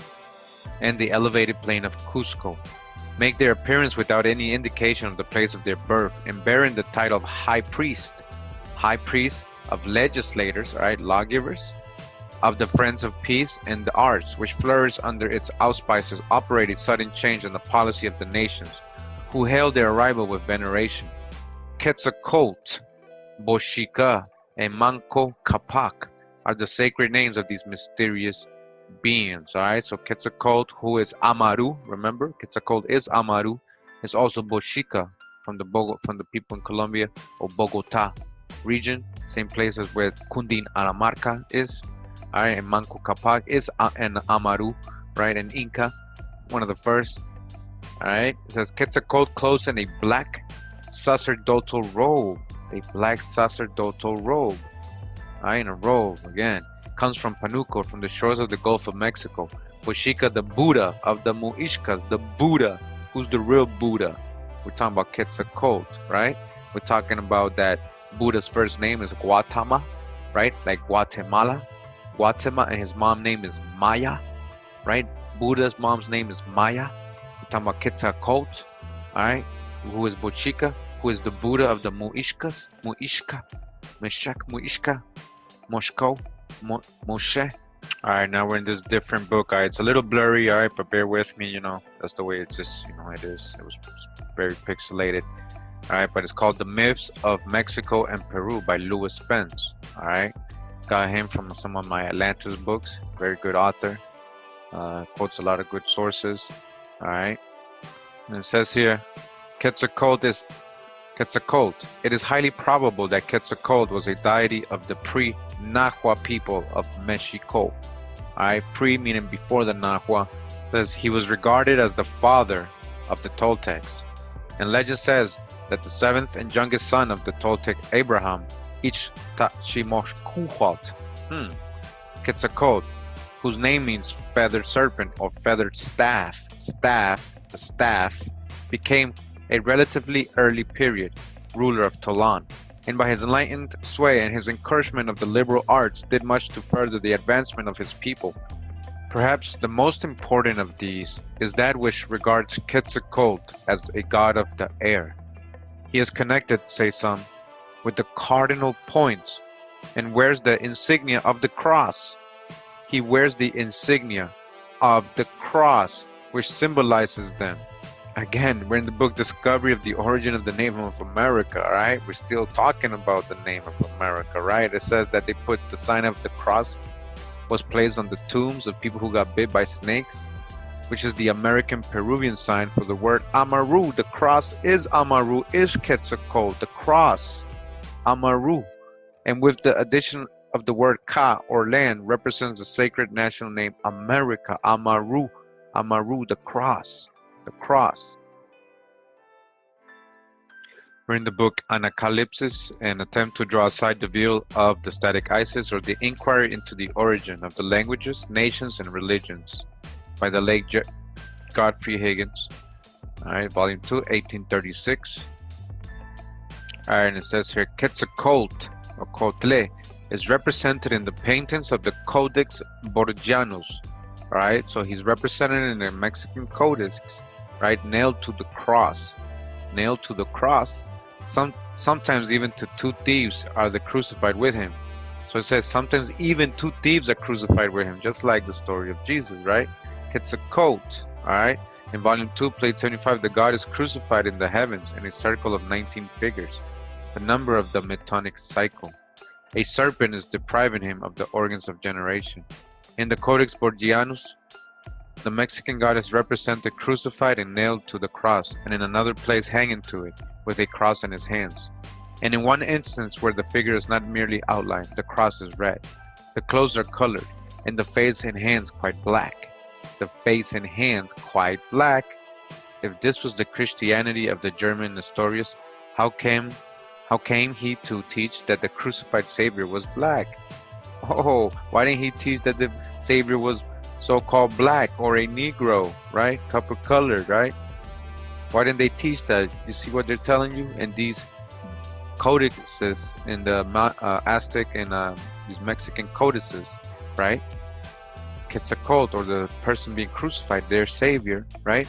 Who's being crucified is black, or so-called black, a Negro person, all right? The name of the god who was crucified was Quetzalcoatl, again, Quetzalcoatl.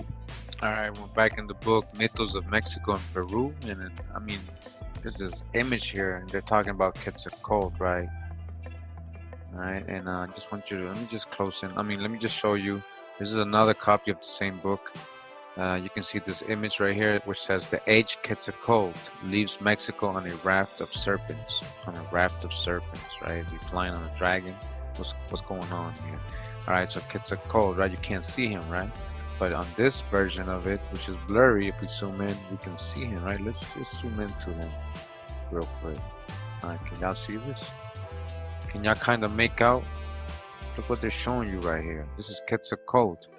Look at the clothing, the robe, look at the beard. You can almost see long hair. All right, this is the PDF I got of it. So you can see it better. Who is that? Is this the Grand Khan? Is this King David? Is this Prester John? Meshi, Moses, Quetzalcoatl, Jehoshua, Yahawashi? Who are we looking at right here?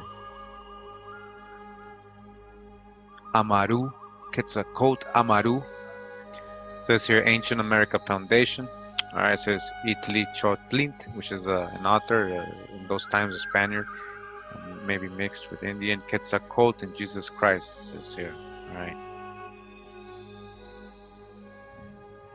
Says in Mexico's great central mesa where Itztli lived, the name by which the fair god of ancient America was generally known was Quetzalcoatl.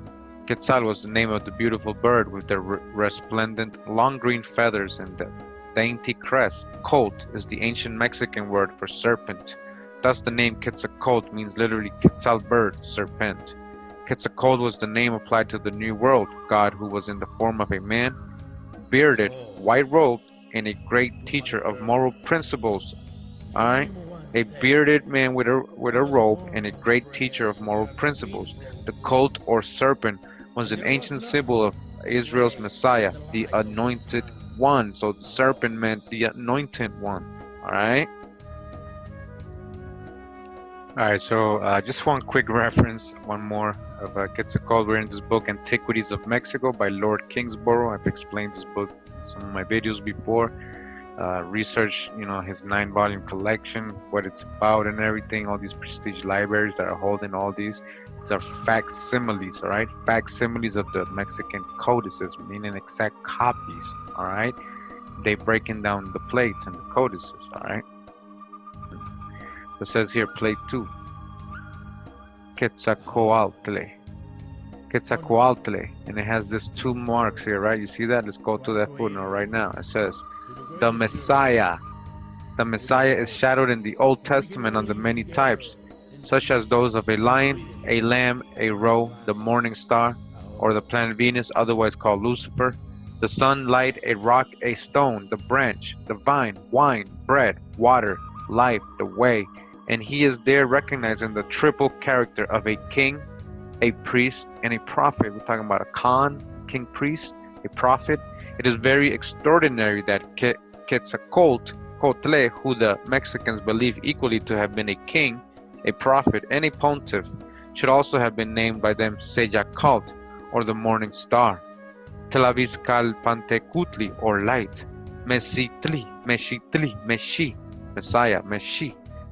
Alright, so Messiah says Quetzalcoatl again is he who was born of the virgin. He was born of a virgin? Whoa. So wait a minute. So wasn't also Jesus born of a virgin? Did you know Quetzalcoatl was born of a virgin? You see these stories, but they originate, right?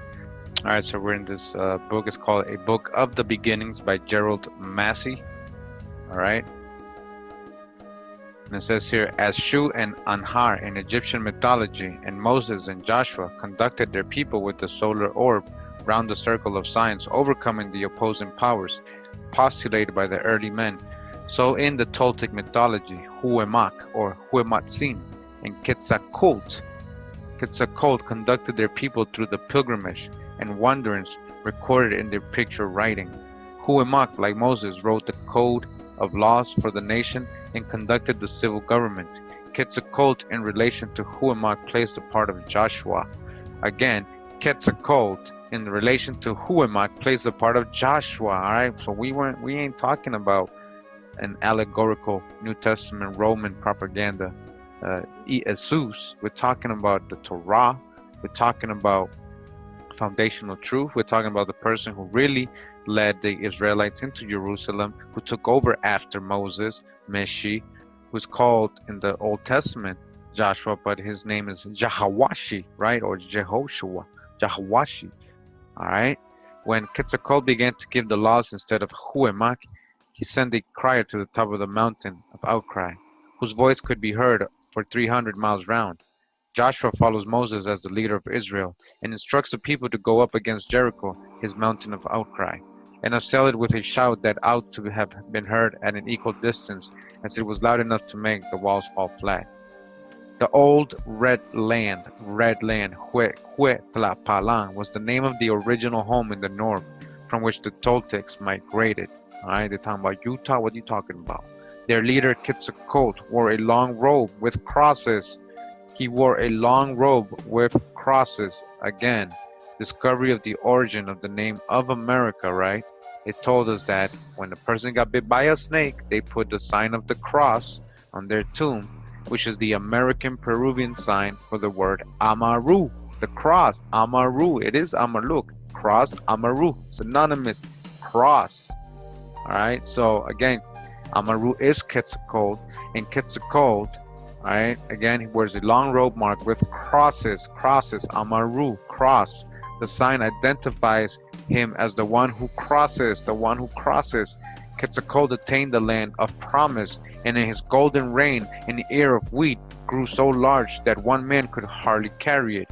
Joshua led the people into the land flowing with milk and honey, where a single bunch of grapes was a load for 2 men. Alright, so we're talking about Jehoashi, Quetzalcoatl, Amaru. I know we went off subject a little bit, but it has to do with what we're talking about, right? They just added the Ka, so it's the land of Amaraka, Amaru, Quetzalcoatl, the plumed serpent, the Khan, the priest kings, the land of the priest kings. You understand? Pastor John, King David. We're talking about ancient, the seed. We're talking about the true Ibaria.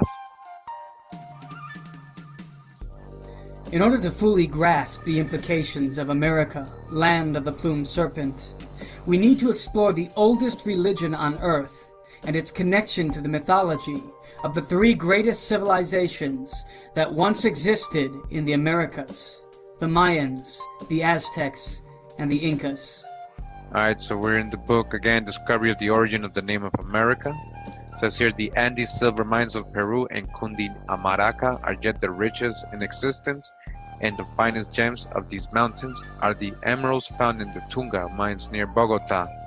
which supplied nearly the entire market of the world. All right, you see that footnote number 2?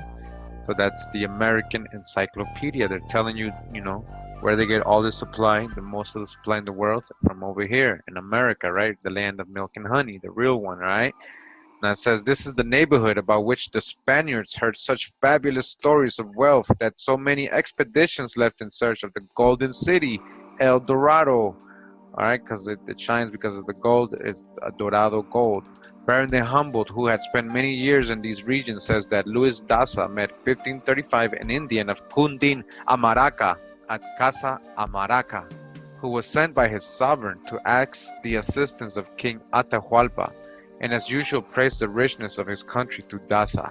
But what fixed the attention of the Spaniards was the story of a lord whose body was covered with gold dust, and who lived at a lake in the middle of the mountains. A chief or a lord who was covered in gold dust? So now talk about El Dorado. So El Dorado, when you think about it, a person covered in gold dust, in Spanish you would say El Dorado. All right, so were they always talking about a city or a specific person? And who are we talking about here? Are we talking about a priest king? Are we talking about a King David? What are we talking about here? This was probably that to the east of Iraca and Tunga, where the two spiritual and secular chiefs of the empire of Kundin Amarka lived. Its temple of the sun was not far from the north side of the lands first found by the Spaniards. The high priest powdered his face and hands with gold dust every morning, which he had previously oiled or greased so as to retain it before offering sacrifice. Here the chief kingdom in the western hemisphere when Columbus landed was Amaraca or America. Again, was Amaraka, the chief kingdom. It was called Amaraka, whose Inca kings, part of the Incas, claimed descent from the Ayamara race. Ayamara, Amaraka, Ayamara, Amaru, Amara, plum serpent, snake kings of Ayamaraka, Ayamara race of the Ayamaraka, the earliest known of the existent population, from whom these monarchs, who resembled them, got some of their arts and religious ceremonies. The national history of Amaraka names Saint Amaraka or America, the capital, as the first city of their empire. Alright, so it says, to see unabridged edition, the Spanish wrote it Guamarca, Gumarca, and pronounced it G, which does not exist with natives, like an H, so Huamarca, which gives us a Hua, or saint, a word added to their sacred names, while their history indicates that it ought to be Hua Ma Amaraka, or America. It is near the celebrated lake Amatitlan.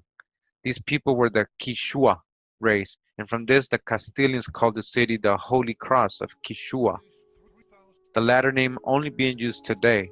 The Amaru or Holy Cross of these people, again the Amaru or Holy Cross, Amaru cross, Ketakult cross of these people, was conspicuous there, as in all the chief cities of America. It is the central object of adoration in the immense sacred ruins of Palenca, from which the continent was probably first called Land of the Holy Cross. Land of the Holy Cross, Amaru, Land of Amaru, Holy Cross. One author has attempted to find the etymology of Gumarca by phonetic comparison, forgetting that in pictorial literature, the meaning of a sign, when lost, can only be obtained by its morphological classification. The Spaniards endeavored to turn the American names into familiar sounds, as in the city of Rimac, which is today known as Lima. The kings of America claim descent from the Amara race, who are still existing and the most ancient race on the continent. All right, you still exist, and you're the most ancient race on the continent. Amaru Kan in the map of Peru by the Holyoke Society, showing the cradle of the Incas, may be seen Ayamaraka. In this neighborhood is an American city, which Cieza de Leon says is the finest in America, with magnificent houses built of cut stone and massive fortifications.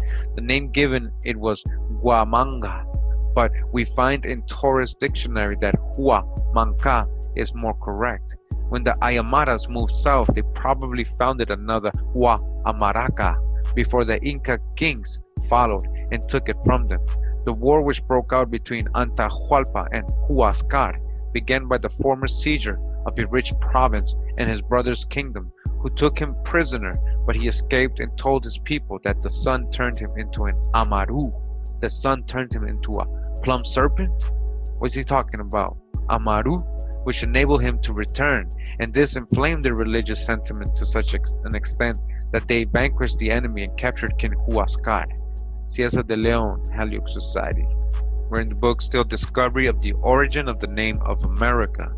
It says the Amarakan or American national history. These celebrated Amarakans or Americans, improperly called Peruvians, had a sacred book, and it says Popol Vuh. So I thought that was the Mayas. So they're telling you that the Amarakans, who are called Peruvians today, right, improperly, because it's all the same people, they're trying to let you know, all right, they also had the Popol Vuh. It says Casa Amaraca, and it says 3, right, the footnote in the 3, and it says the kings performed miracles here. So the kings performed miracles. Who were these Amarakan kings? Amaru, plum serpent, Ketakult.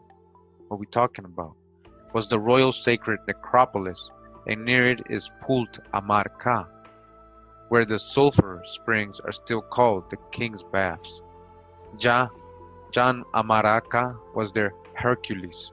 From John, behold, the present indicative of the verb Janhal, to be. Behold, America was an appropriate name for the American Hercules. There was Bin Amarka in the Gulf where Manco Capac, the prince of American legislators and first Inca king, received his divine vocation.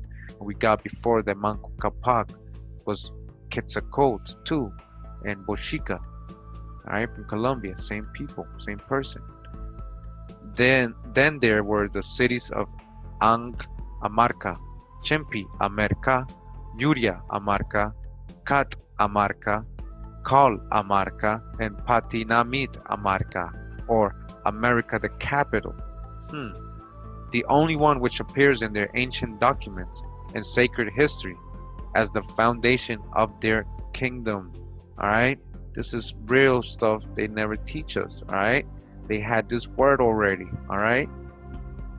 Splendor of the kings of America, their mountain cities, palaces, and customs.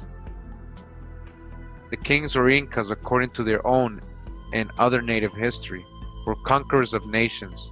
Already in an advanced state of civilization, they selected the very best and richest part of the continent for their strongholds, and paid particular attention to its gold mines, which were nearly all in the Andes, the most compact mountain system in the world, running along the Pacific coast almost the entire length of South America, from Patagonia, the southern end of the Pacific Ocean, to the Caribbean Sea and the Atlantic, a distance of at least 4,500 miles.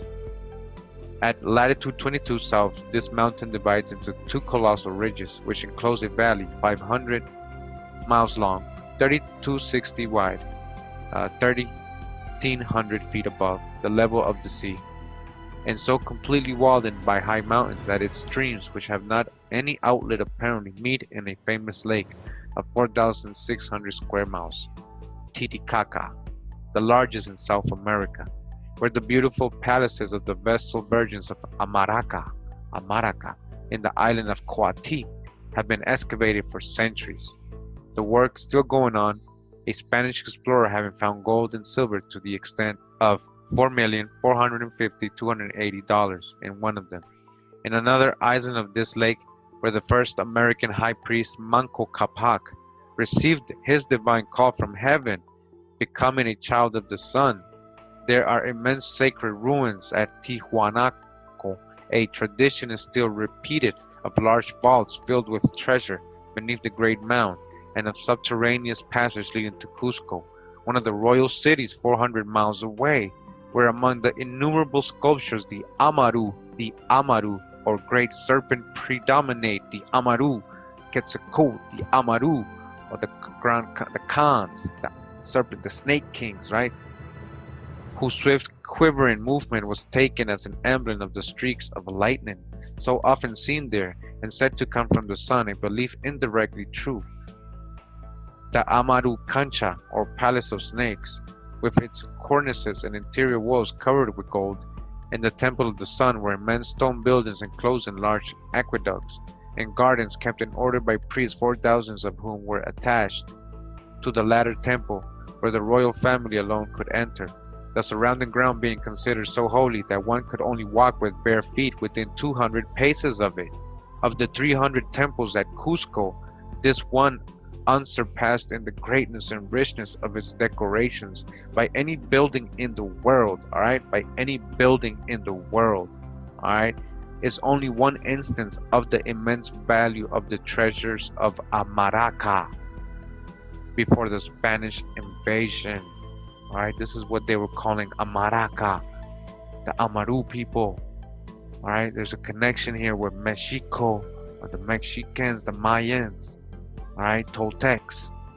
Near this city is Ollantaytambo, with numerous palaces and buildings wrought in polished marble, where that of the Virgins of the Sun, a marvel of Amarakan art, was well guarded by its precision and bridges, not far from a rocky mountain, which may still be seen for a mile long and 700 feet wide, apparently covered with white specks, which are tombs cut in the solid rock. The roads in this kingdom, says Baron de Humboldt, are the most useful and stupendous works ever executed by man, alright? Alexander de Humboldt is telling you that the Inca roads, alright?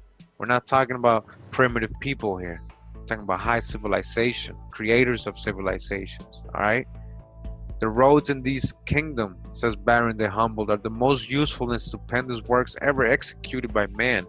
Their four chief routes from Cusco rival the best Roman work, frequently going into the region of perpetual snow, completely closed in winter, through tunnels cut in solid rock, over giant precipices, by steps crossing rivers, by solid masonry, or suspension bridges swung with osier ropes, leading along the tablelands of Pasco, the highest point of the Andes, occupied by man, to their richest silver mines at an elevation of 14,000 feet above the level of the sea, and only 1,500 below the perpetual snow line. There are 8 of these great highways in Chile, 6 in Bolivia, and 3 in Peru. The valleys of the great branches of the Andes are also especially adapted for these roads, which are connected with the seacoast by various passes over the western mountains, one of them running from the Pacific seaport of Trujillo, crosses over a summit of 11,600 feet before reaching Casa Amaraka, the capital of the kings, near which are the ruins of excavations through these mountains, made to afford an outlet to a lake which had during the rainy season inundated the surrounding country, including the valley of Kurimeo,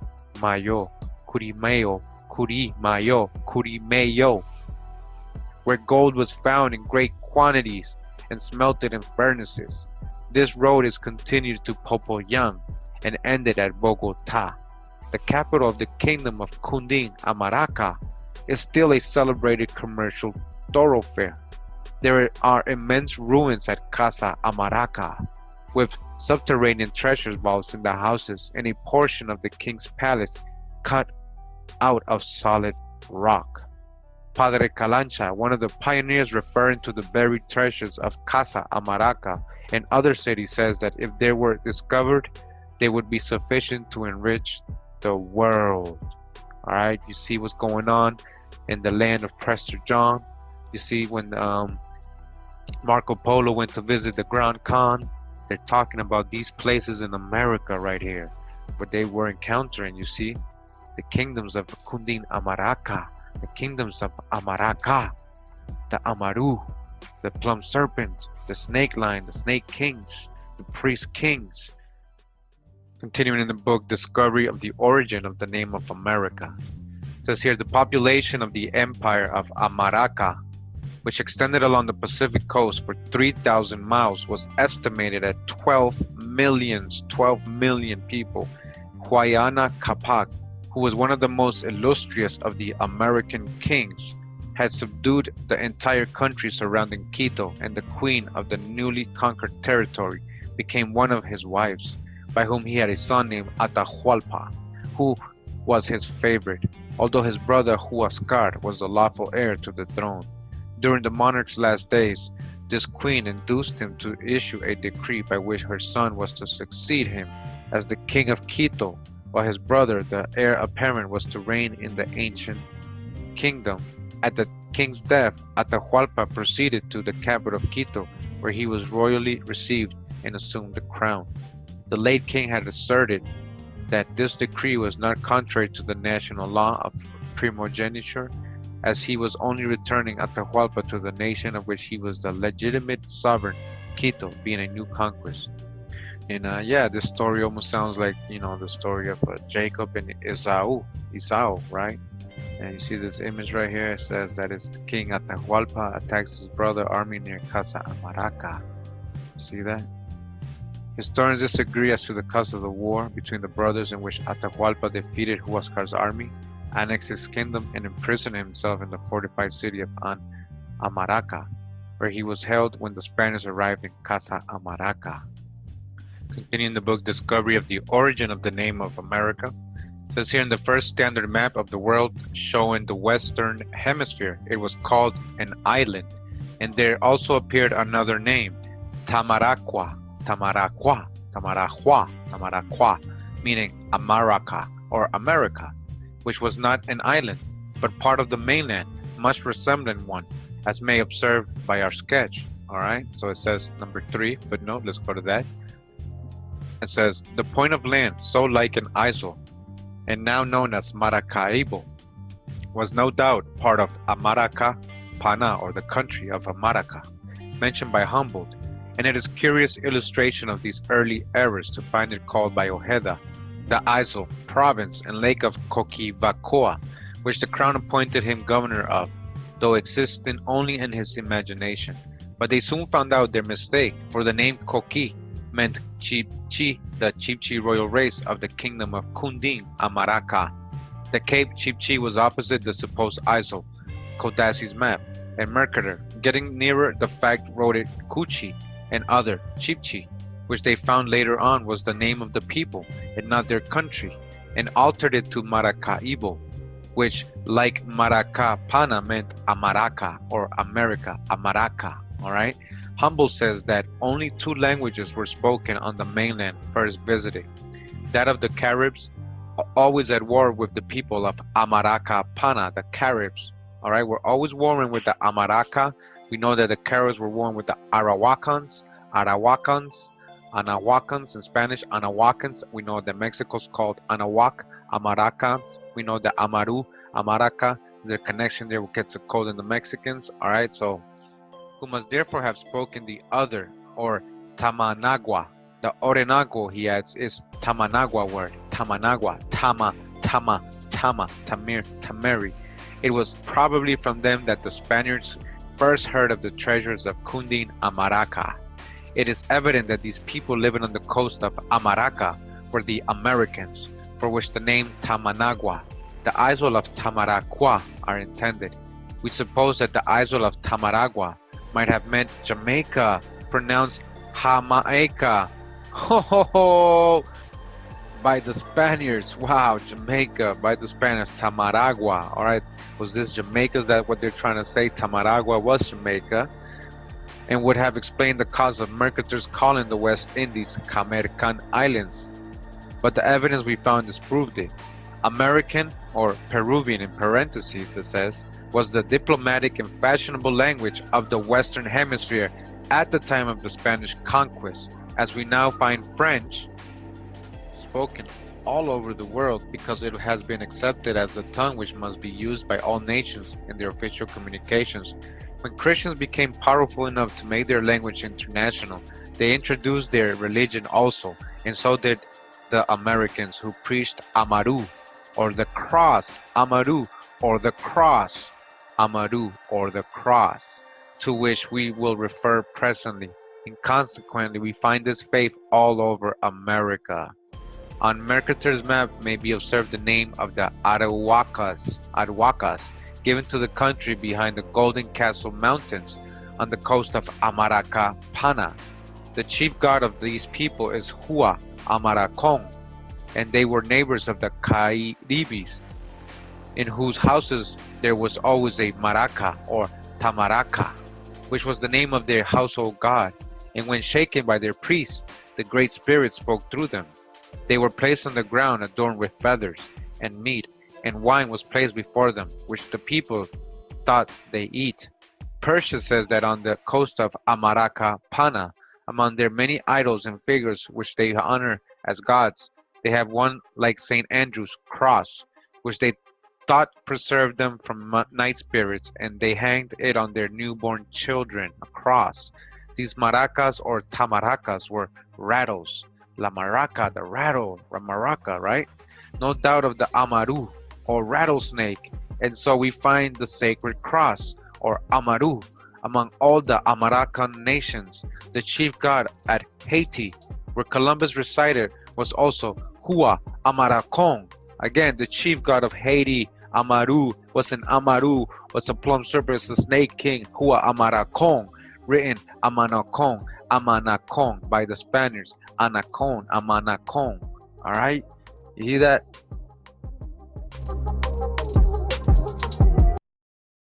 All right. We're gonna definitely go on to part 2 right now. All right, hope you guys enjoying it. Just give me 1 second, guys, so we can get it over to part 2.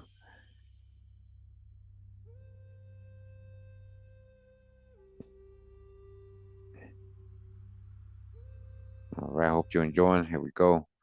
Now we're going to talk about another region. So you got basically Amaraka and the kingdom there and all the history in that region of the world. Now we got a whole other region in Central America with this name and a whole other history with Vespucci. We're going to prove to you his real name was Albert. You can see that this name is more indigenous than a European creation. All right, so now we're going to go into a whole other correlation here with the word America.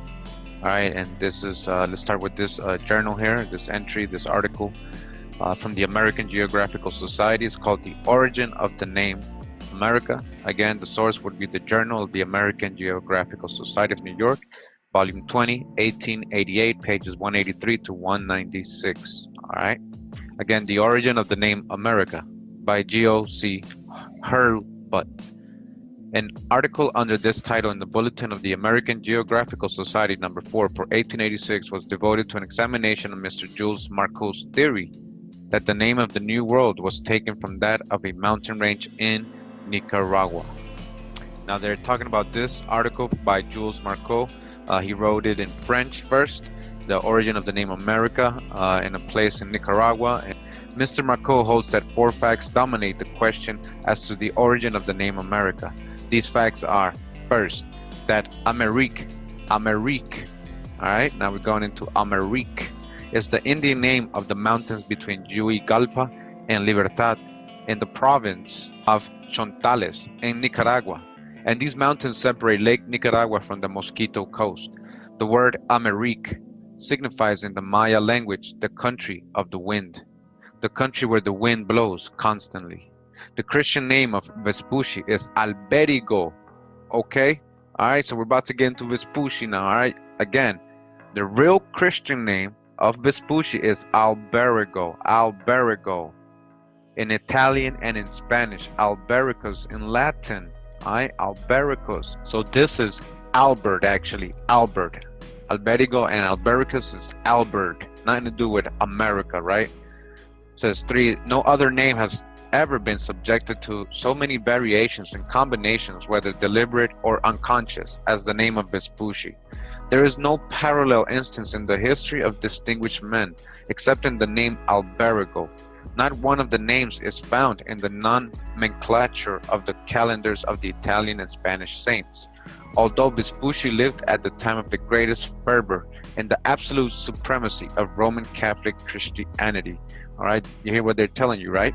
Finally, not one of these names, Americus, Amerigo, Amerigo, Amerigio, Americo, Almerigo, Albertutio, Almerico, Morigo, Damerigo, Armenico, Americ, Iameric, Almeric, and Americ is a diminutive or an accepted form either in Italy or in Spain or in France for Alberico, Albericus, and Alberic, Alberic or Albert. All right. So they're telling you that these names, if it was his name, Amerigo, right? If they're trying to say, well, it's different in a different language than Albert. Albert is Amerigo. No, it's not. All right. It is not. It's not. It doesn't translate to Albert. All right. That was his name. So his name has nothing to do with America. All right. That's close case right there. We shouldn't even be having this discussion, but we have to, right? Because everybody's still talking about Vespucci. Now, before 1507, the date of the publication of the name Americus by Jean Basson at Saint-Dié, the name is not to be found in any printed document, nor in any manuscript document of recognized and unquestionable authenticity.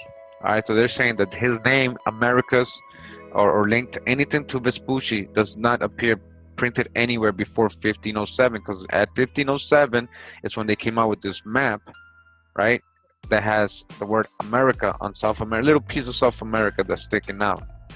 All right, and that's when it came out. So before that, there's nothing stating that, you know, Vespucci is Americas or relating that word anywhere with him.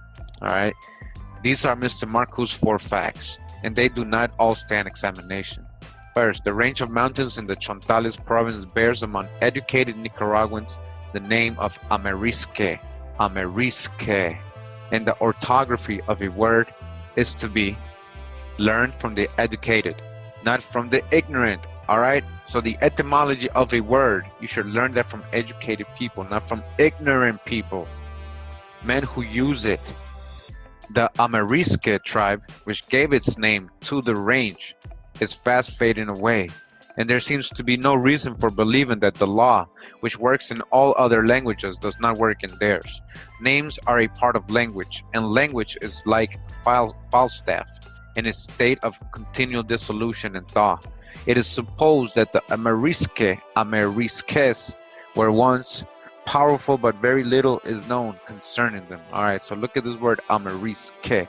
Remember, and Amarakana was also called Tamarisque, Tamarik, Amerrisque, Amerrisque.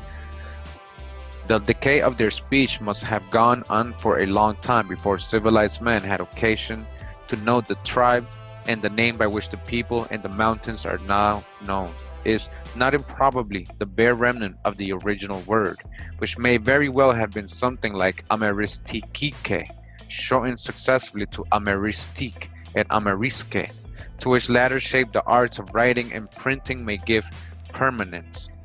All right, so again, we got the original source, again, the origin of the name America by Jules Marcos. So let's see what Jules actually said. You know, the other guy was reviewing his work. Says the controversy as to the priority of the discovery and the honor of bestowing a name on the New World has been so long undecided, almost 3 centuries, that any light thrown upon this intricate problem may help its true solution, if the truth be discoverable at this late day. And with this hope, I offer the following contribution.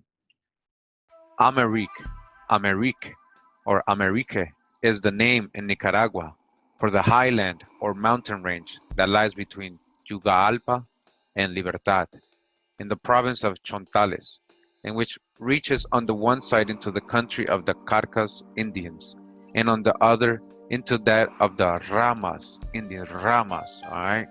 Can't drop, letting us know what Ramas or Romans, Romi, this meant something to do with the promised land and the pomegranate. It just means pomegranate in the promised land, the people of the promised land, or the promise, the Ramas, all right? Romans, they hijacked the word. The rios Mico, Artigua, and Carca, that form the Rio Bluefields, the Rio Grande Matagalpa, and the rios Rama and Indio, that flow directly into the Atlantic, as well as the rios Comoapa, Mayales, Acoyapa, Ajocuapa, Oyale, and Terpenaguatapa, flowing into the lake of Nicaragua. All have their sources in the Americ range, Amerique range. All right, so all these places, especially this area that dumps into the Caribbean side or the Atlantic side of Nicaragua, you see a lot of copper-colored people, you know, in this area that look like many of the so-called African Americans in the USA. So, you know, you got to visit these areas, but this is an important ancient area, and this name Amerique is theirs. This is a tribal name, Amerique. It says the names of places in the Indian dialects of Central America often terminate in Ike or Ik, I-C, which seems to mean great or elevated, prominent, and is always applied to dividing ridges or to the elevated mountainous countries, but not to volcanic regions. For instance, Nike and Aglecinique in the Isthmus of Darien, Estados Unidos de Colombia, Tucarique and Amerique in Nicaragua, Amatique, Manabique, Chaparristique, Lepaterique, Lotique, and Ajuterique en Honduras, Atenquique, Estados Unidos de México, Tactic and Poloquic in Guatemala, Tepic, Acatic, and Mezquitic in the state of Jalisco. The list of Indian local or other names with the termination of Ike or IC as Cacique or Cacique, great chief, might be easily lengthened. All right, so you see what he's saying, this French guy, is that this word like Amerique, America, Amerique, the IC, that's an indigenous term, right? Indigenous way of describing something, and word sound, it becomes like the ik, but it means great or elevated, prominent. All right, so he's letting you know, he's breaking that part of the word down for you. It is now well known through the learned researches of philologists for the last 20 years that no denominations are more securely established than the names of localities, mountains, valleys, lakes, and rivers. Even the most absolute conquest, unless it totally exterminate the aboriginal race inhabiting a country, does not destroy entirely the names of localities or lieux dits, as the French so well express it. So he's telling you that, you know, we got a lot of names, like even in the States, a lot of the mountain names, like, you know, whatever, Mount Zion or whatever, you know, Appalachian Mountain, you know, these are indigenous words, is what he's saying. Even though the people are gone, the aboriginals have been enslaved or sent away or are now being called Negro, African American, the indigenous names of these places, it's a fact that you know, they're still there, and that they are indigenous, that they were named by the indigenous people. They are indigenous words. So he's trying to let you know that this Amerrisque Mountains, it's an indigenous word, and it's from the indigenous people of that area, the aboriginals. That's what he's basically letting you know. These names may be slightly modified by various spelling, but the primitive sound remains. And even where the aboriginal race entirely disappears, the names of places are often preserved, at least as synonymous, of which there are many examples in Canada, in New England, in the state of New York, and elsewhere throughout the Union. The question to be decided is whether the word Amerique or Amerique, designating a part of the terra firma discovered by Cristoforo Colombo on his fourth and last voyage to the New World, was known to the great navigator, and consequently could have been repeated by him or by the companions of his voyage. There is no certainty of this, for the word is not confound in the very brief account he has left us. But we know that Christopher Columbus knew of the word Amaraka, Amarakapana, but as the origin of the word Amerique has been until now an enigma, in spite of the different interpretations of it that have been given, and that Vespucci had nothing to do with this name. Vespucci had nothing to do with this name, entirely unknown to him. The inventor of the word Amerrisque or America, being a printer and bookseller in a small town hidden in the Vosges Mountains, it is perhaps well to review the facts and to show where lies the greatest probability for a true solution of the origin of this word America, which denominates alone a hemisphere. In the Lettera Rarissima of Cristoforo Colombo, given an abridged description of his fourth voyage, 1502-03, he says that after having passed the Cape Gracias a Dios on the Mosquito Coast, he reached the Rio Grande Matagalpa, which he called the Disaster River. And after remaining anchored there for several days, he stopped sometime for repairing his ships and giving rest to the crews between the small island of La Huerta, the garden Kiribiri, in the continent opposite the village of Cariari or Cariai. Cariari is so like Carcai, or the dwelling place of the Carcass Indians, who still live in the neighborhood, that it is possible that the variation is caused by an error in reading the manuscript letter of Colombo, the C having been mistaken for an I. The great object of the desire and researches of Colombo and his company was the finding of gold mines. All right, listen to this, the finding of gold mines, and of these inhabitants of Cariari and Carcai had much to relate. They led Colombo to another village called Carambaru, whose inhabitants wore golden mirrors around their necks. These Indians named several places where mines of gold existed, the last name being Veragua, 25 leagues distant on the coast. And they're talking about further south, when you start going into Costa Rica and Panama, that's what they were calling Veragua. Colombo and his company were struck by the number of sorcerers, medicine men, sorcerers they call them, shaman, right? The medicine men, among the Cariari or Carcai, and the sailors afterward thought they had been bewitched by them, as they suffered from the many tempests and mishaps of all sorts they were obliged to endure for the rest of the voyage. What was the geographical position of Cariari, Carcai, Carambaru, and Veragua? Veragua is known to be in the Great Bay of Chiriquí, Costa Rica. Chiriquí, Cherokee, Chiriquí, Cherokee, the Cherokee. Look at that word. Costa Rica, like I told you. So the Amerrisque Mountains, the end of it almost ends near Costa Rica. We still got the word Cariari here in Costa Rica, Cariari. All right. Colombo says in his narration, and there is a lot of gold here. They did find a lot of gold. The Indians wore gold all over them. That's why it's named Costa Rica, which means rich coast. Columbus named it the rich coast because he saw all the gold.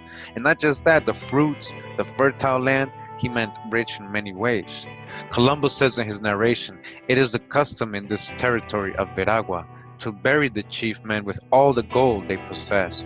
And in these last years, gold has been found in the tombs of the aborigines of that country. Aborigines. Carambaru was at least 25 leagues distant from Veragua, Chiriquí, which brings us a little to the north of the Rio San Juan. And the Rio San Juan is that which divides Costa Rica and Nicaragua. And Greytown, Cariari, Carcai, must have been a little farther north in the neighborhood of the mouth of the Rio Bluefields, of which the Rio Carca is one of the affluents, where are several islands, and this accords with the narration of Colombo. The Carcass Indians inhabit all this region and work today in the gold mines of Santo Domingo and Libertad. On the Rio Mico, another affluent of the Bluefields, at the foot of the Amarik or Amerrisque range, at the foot of the Amerrisque range. And if you know about Nicaragua and Bluefields, you see that's all copper-colored tribes of America there. You'll see that, all right? At the foot of the Amarik or Amerrisque range, Carambaru was probably near Rio Rama and in the country of the Ramas and Indians. Now the Ramas and Carcas Indians have always resisted all attempts at civilization. Most of them, especially the Ramas, are wholly savage and allow no one to penetrate into their country. They have remained the same as they were when Colombo visited them in 1502. It is well known with what tenacity the Indians attached themselves to all their surroundings, and the Amarik or Amerrisque range forms the highest chain of mountains in the country of the Carcas and Ramas Indians, the average being 3,000 feet, making a dividing line between the waters flowing directly into the Atlantic and those that empty into the Lake of Nicaragua. According to travelers who have visited certain places in the neighborhood of Libertad, Yuegalpa, and Acoyapo, this mountain range is very conspicuous. It is seen from afar with its precipitous rocks, great white cliffs, and huge isolated rocky pinnacles. This ridge divides the country in two parts, distinguished by totally different climates. To the east, continual rains have caused impenetrable forests, and to the west of this dividing line, the country is arid and unproductive for want of rain. The Americ range prevents the passage of all the moisture from the Atlantic.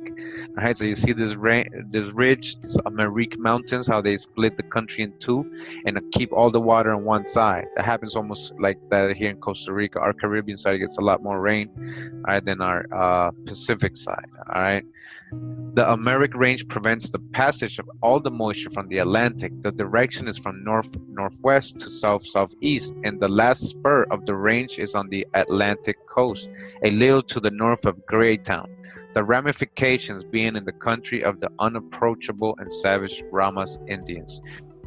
All right, we're in this book now. It's called The Earth and Its Inhabitants, North America, by Elise Reclus. All right, volume 2. It says Mexico, Central America, West Indies. All right, 1893. And we're going to this part of the book right here. And it's talking about a region in Central America in Nicaragua. All right, from Nicaragua going down towards Costa Rica. All right, and it says in several places, these fragmentary sections of the plateau present the aspect of distinct sierras. Such are in the north the Sierra de Geluca, and in the south that of Jolaina, which terminates seaward in the Punta Mico, the monkey point of English writers. Amongst the various foothills of the main range, there is one ridge which had passed unnoticed by all geographers till indicated for the first time by the naturalist Belt in 1874, when it attracted universal attention owing to the curious resemblance of its name to that of the New World itself. All right, its name resembled the name of the New World, where they're talking about America. This is the little Sierra de Amerique. All right, this is the Sierra de Amerique near Libertad. Otherwise remarkable for its sheer rocky walls, its obelisk and huge isolated crags. The name of the continent has now been connected by M. Marco with these hitherto unknown rugged heights. The theory being that Amerigo Vespucci and other early navigators heard the natives speak of the hills in question as abounding in treasures, and then applied the term to the whole region. Thereupon it occurred to Amerigo to turn to his personal glory the accidental resemblance of this name to his own. All right, we're going to see that's not even his name.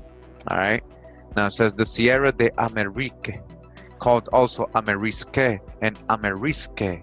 All right, Amerrisque, Amarik. Remember, there was a large island they said called Tamarik up north of South America, Tamarik, and they had a god named Tamarik and the people Tamarik. All right, Amarik, Tamarik, Amerrisque, from a local tribe said to have been formerly powerful. All right, so it says that this name Amerrisque from a local tribe, Amerrisque people, the Amerrisque tribe, Amerrisque, Ishke, Shiske, Moske, Merisque, from a local tribe said to have been formerly powerful, lies in the territory of the ancient Lencas, as is shown by the ending, Riga, and generally occurring in the Honduras regions inhabited by these Indians. There is the strongest evidence that this word, denoting the range in the rocks of Amerique, Amerique, or Amarik, is an indigenous word. All right, this is an indigenous word. The terminal Ike or IC being common for the names of locality in the language of the Lenca Indians of Central America. All right, this is a word the Lenca use, a part of Mexico, and that this name has been perpetuated without alteration since the discovery of the New World by the complete isolation of the Indians who live in this part of the continent, who call their mountains by the same word today as they did in 1502 when Colombo visited them, Amerique, Amerique, or Amarik. These mountains are auriferous. At their foot lie the gold mines of Libertad and Santo Domingo, and further the gold of the alluvion or the placers is entirely exhausted, which can only be explained through a previous washing by the Indians themselves. At present, the gold is to be found only in the veins of quartz rock. Colombo says that Indians named several localities rich in gold, but he does not give the names in his very curtailed account, contenting himself with citing the names of the province of Siamba, but it is highly probable that this name, Amerik or Amerrisque, was often pronounced by the Indians in answer to the present demands of the Europeans of the expedition. The eagerness for gold was such among the first navigators that it formed their chief preoccupation everywhere, and it is almost certain that to their continual questions as to the place where the gold was found that the Indians wore as ornaments, the reply would be from Amarik. All right, you get it? So they're finding all this gold in this coast too, in Central America, Nicaragua, Costa Rica, Veragua. All right, and where did you get that gold? They would ask the Indians, and they would say, we got it from the Amarik, Amaru, Amaruka, Amaraka. So you see how there's also gold in South America related to Amaraka. All right, and there's gold here related to Amarik. So they're going back to Europe, all these people, and like, man, we're getting gold from all these regions called Amarik, America, Amarik. All right, this word signifying the most elevated and conspicuous part of the interior, the upper country, the distinguishing feature of the province of Quiamba. It does not follow that Colombo was ignorant of the word Amarik, because he was omitted in the Lettera Rarissima, which was addressed by him to his Catholic Majesty, the powerful King of Spain. It is evident from his mention of several places where gold was to be found, as the Indians had told him without giving their names, that he did not tell all he knew, and it must be remembered that the Lettera Rarissima was written under the most painful circumstances. He was a prisoner in the island of Jamaica, loaded with chains, old, infirm, and overwhelmed by suffering and injustice, and not in a position to make a very full report of his expedition. His account of his fourth voyage, and the least clear and precise of all his writings, shown in its confused and melancholy style the sad condition to which he was reduced. And although the name Amarik is not seen therein, the region may have been considered by Colombo and his companions as an unexplored El Dorado, occupying the interior of the country in the province of Quiamba, along the coast of which they had navigated. We may suppose that Colombo and his companions, on their return to Europe, when relating their adventures, would boast of the rich gold mines they had discovered through the Indians of Nicaragua, and say they lay in the direction of Amerik. This would make popular the word Amerik as the common designation of that part of the Indies. All right, so Central America, Amarik; South America, Amaraka, in which the richest mines of gold in the New World were situated. All right, the word Amarik, a synonym for this golden country. Amarik, a synonym for this golden country, just like Amarakana, would become known in the seaports of the West Indies and then in those of Europe, and would gradually penetrate into the interior of the continent, so that a printer and bookseller in Saint-Dié, at the foot of the Vosges, would have heard the word Amarik without understanding its true meaning as an indigenous Indian word, but would become acquainted with it in conversations about these famous discoveries as designating a country in the New Indies very rich in mines of gold. The annual report of the Board of Regents of the Smithsonian Institute, showing the operations, expenditures, and condition of the institution in July 1888. There's like a report in here. And it says here, Amerigo Vespucci in America by Jules Marceau. Have different notes on what Jules Marceau said as well. All right, so these are some letters from Jules Marceau. And it says here, Washington, D.C., December 29th, 1887. It says, the word Amerik is pronounced as Mr. Thomas Bell wrote it by the natives of the tribe with whom I have conversed. These Indians seem to have been formerly a powerful tribe. These were a powerful tribe, the Amarakans, right? The Amarik, Amaruk. At a distance from the Sierra Range in the level ground, there are extensive spaces which were at one time cemeteries and undoubtedly belonged to these Indians. It is certain that towards the south other tribes inhabited that region. It is moreover easy to know that they kept up from very ancient date a communication with the Atlantic coast, cultivating probably friendly relations with the once warlike tribe of the Moscos, who held the country from about Laguna de Caratasca, Honduras, and the Cape Gracias a Dios to a little south of the Laguna de Perlas in the Rio Bluefields. At the present day, the Amerrisque are a few in number, but I do not feel able at the moment to give any sufficient reason for that fact. They are not molested by anyone and they live at their ease in their mountains, but it is evident that no long time will elapse before they disappear entirely, perhaps by absorption into other tribes. Mr. Thomas Bell, to whom you refer, must have had occasion to know the mountains and the Indians at that name during a journey which he made over the Cordillera to Matagalpa and Segovia. I served under the order of that gentleman in the mines of Chontales and enjoyed the honor of his friendship and confidence. This protest of Senator J. D. Rodriguez was brought out by the position taken by a few opponents who claimed that because the map makers have not inscribed the name Amarik on any of the maps known until now, the name Amarik applied to a chain of mountains of Nicaragua was created out of Mr. Bell's inner consciousness. All right, so they're trying to say that this guy created this name, Thomas Bell. All right, but it's not the truth. Don Manuel M. de Peralta, now listen to this, Minister of Costa Rica at Washington, wrote a letter to President of the Republic of Nicaragua, Don Ad Cardenas, asking if there really is in El Departamento de Chontales a chain of mountains known by the name of Amarik, Amerrisque, or Amarik. The answer not only confirmed the existence of the Sierra Amarik, but also a tribe of Indians called Los Amerrisques, the Amerrisques, Los Amerrisques. All right, you hear that? There was a tribe by that name, the Amaru, Amari, Tamari, and that the spelling of the name was, as Mr. Bell wrote it, Amarik, with two R's. From those well-authenticated facts, we can be fully confident that there are still in existence the remnants of an Indian tribe calling themselves Amerrisques, formerly powerful and extending over a great part of the ground between the Lake of Nicaragua and the Atlantic coast. The mountains to which they are now confined are called Amarik Range or Sierra Amarik, and they have occupied for centuries the richest gold area of the region. The gold mines are numerous and are worked even to this day on a great scale. Round Libertad, Santo Domingo, and Jualcalpa, where great quantities of the precious metal have been and are still extracted.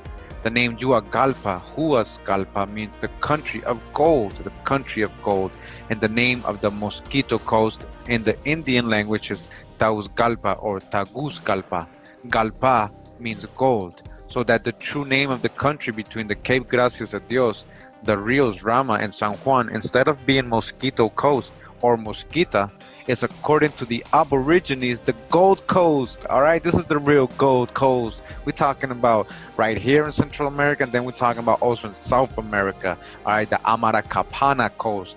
All right, that's all gold. All this was gold. This whole area of America, the Caribbean, Central America, they were getting gold in Hispaniola. Remember, there was gold in the rivers there. All right, so this is the original Gold Coast, and this is what the Aborigines considered it, the Gold Coast. All right, now let us see about the first explorations by European navigators of the coast of the central part of the New World. Continuing in the book Origin of the Name America by Jules Marcou. Hilacomilus of Saint-Dié, ignorant of any printed account of these voyages, but those of Albericus Vespucius, published in Latin in 1505 and in German in 1506, thought he saw in the Christian name Albericus the origin of this, for him altered and corrupted word, Amarik or Amerrisque, and renewing the fable of the monkey and the dolphin who took the Piraeus for a man, called this country by the only name among those of the navigators that had reached him, and which resembled the word Amarik or Amerrisque. In order to accomplish this, it was necessary to change considerably the Christian name of Vespucius, and from Albericus, Alberico, Americo, and Morico, which are the different ways of spelling the first name of Vespucio, or Vespucci, or Vespucci. He made Americus. Thus, according to my view, it is owing to a grave mistake of Hilacomulus that the aboriginal name of the New World, Amerrisque, has been Europeanized and connected with the sons of Anastasio Vespucci. All right, this word, this aboriginal word, was Europeanized. Had this mistake occurred in Spain, Portugal, or the West Indies, evidently it would have been corrected, for Vespucci and many of the companions of Colombo were still living.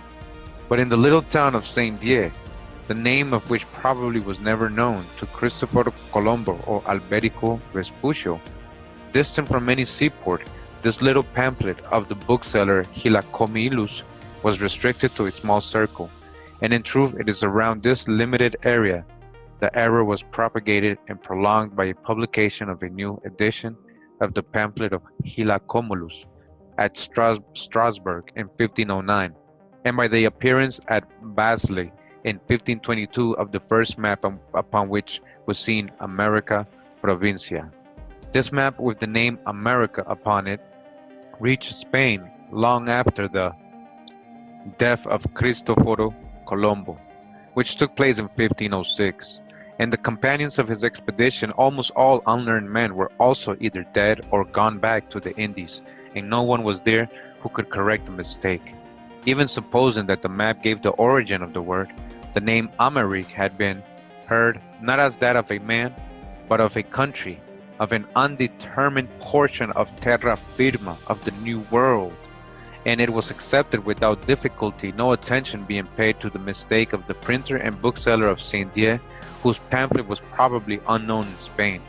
There can be little doubt that the word Amarik was not only known but popularized to a certain extent in the seaports of Spain, Portugal, and the Indies, or it would not have been thus at once accepted by universal consent without discussion. All right, so we know that the Spanish knew about Amarakapana or Amaraca because they had a settlement named Amaraca, Amaraku. We know that, right? So of course they accepted when they saw Amerik, America. All right, this is all the more probable from the fact that Hilacomulus, besides the marked alteration of the first name, Alberico, all right? So remember, Alberico, and this is Albert, has nothing to do with America. Disregarded the rule which has always been followed in naming countries by giving the first name instead of the family name of his hero, all right? So he's pointing out that even, let's say it was true that it was named after Alberico, then it should have used his last name, not his first name like everybody else does. He should have called the New World Vespuccia or Vespuccia after his last name, all right? The Christian name of an ordinary man is never used to designate a country, but only that of an emperor, king, queen, or prince. Thus we say Straits of Magellan, Vancouver's Island, Tasmania, Van Diemen's Land, etc. While we have on the other hand Louisiana, Carolina, Georgia, Maryland, Filipinas, Victoria, etc. There is no exception to this rule in the case of Cristoforo Colombo, for no one has thought of giving the name of Cristoforia to a country, and that of Cristoforo to a town, while at several epochs many names of Colombia, Colombia, Columbus, and Cologne have been given. Furthermore, in given to Vespucci the honor of naming the New World, Hilacomulus, using the Christian name contrary to all precedent, should have named it Albericia, or Americia, or Amerigonia, or Morigia, and not America. Alright, so even if they were going to use his first name, it would still be different. It wouldn't be America. Alright, so he's pointing out some very obvious things here. Alright, the only way to explain this name reached with such difficulty is that Hilacomulus had previously heard pronounced the name Amarik or Amerrisque, Amerigo Vespucci, as the name is written by Cristoforo Colombo in his later dated Seville, 5 February 1505, died in 1512, long before the publication of Basle of the map in Mela cum commentatio Badiani, without knowing the dangerous glory that was preparing for him at Saint Dié. As Humboldt expressed it, he believed until the end of his life that the New World was the coast of Asia, and died as he had lived, Piloto Mayor de Indias. Alright, this belief in the Indies and the nearness to the river Ganges of their discovery prevented Colombo, alright, the river Ganges, river Eden, right? So remember, because Columbus said when he reached the Orinoco, he's like, this river gotta be coming from the terrestrial paradise, the Garden of Eden. He thought it was the Ganges River, the Orinoco. All right, you gotta dig into that.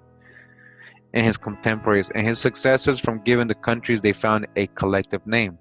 The idea originated with men in the interior of the continent of Europe, unacquainted practically with the navigation of those times, so feverish with the excitement of voyages, and who repeating the sayings of the sailors without knowing very well what they were about, applied a name already known to those who had returned from the Indies. Remember, the Spanish and Portuguese, they were returning with this word Amaraka, the kingdom of Amaraka, Amerrisque, Amaraka, Amerrisque, Amaru. All right, the gold from Amaraka and Amarik, right?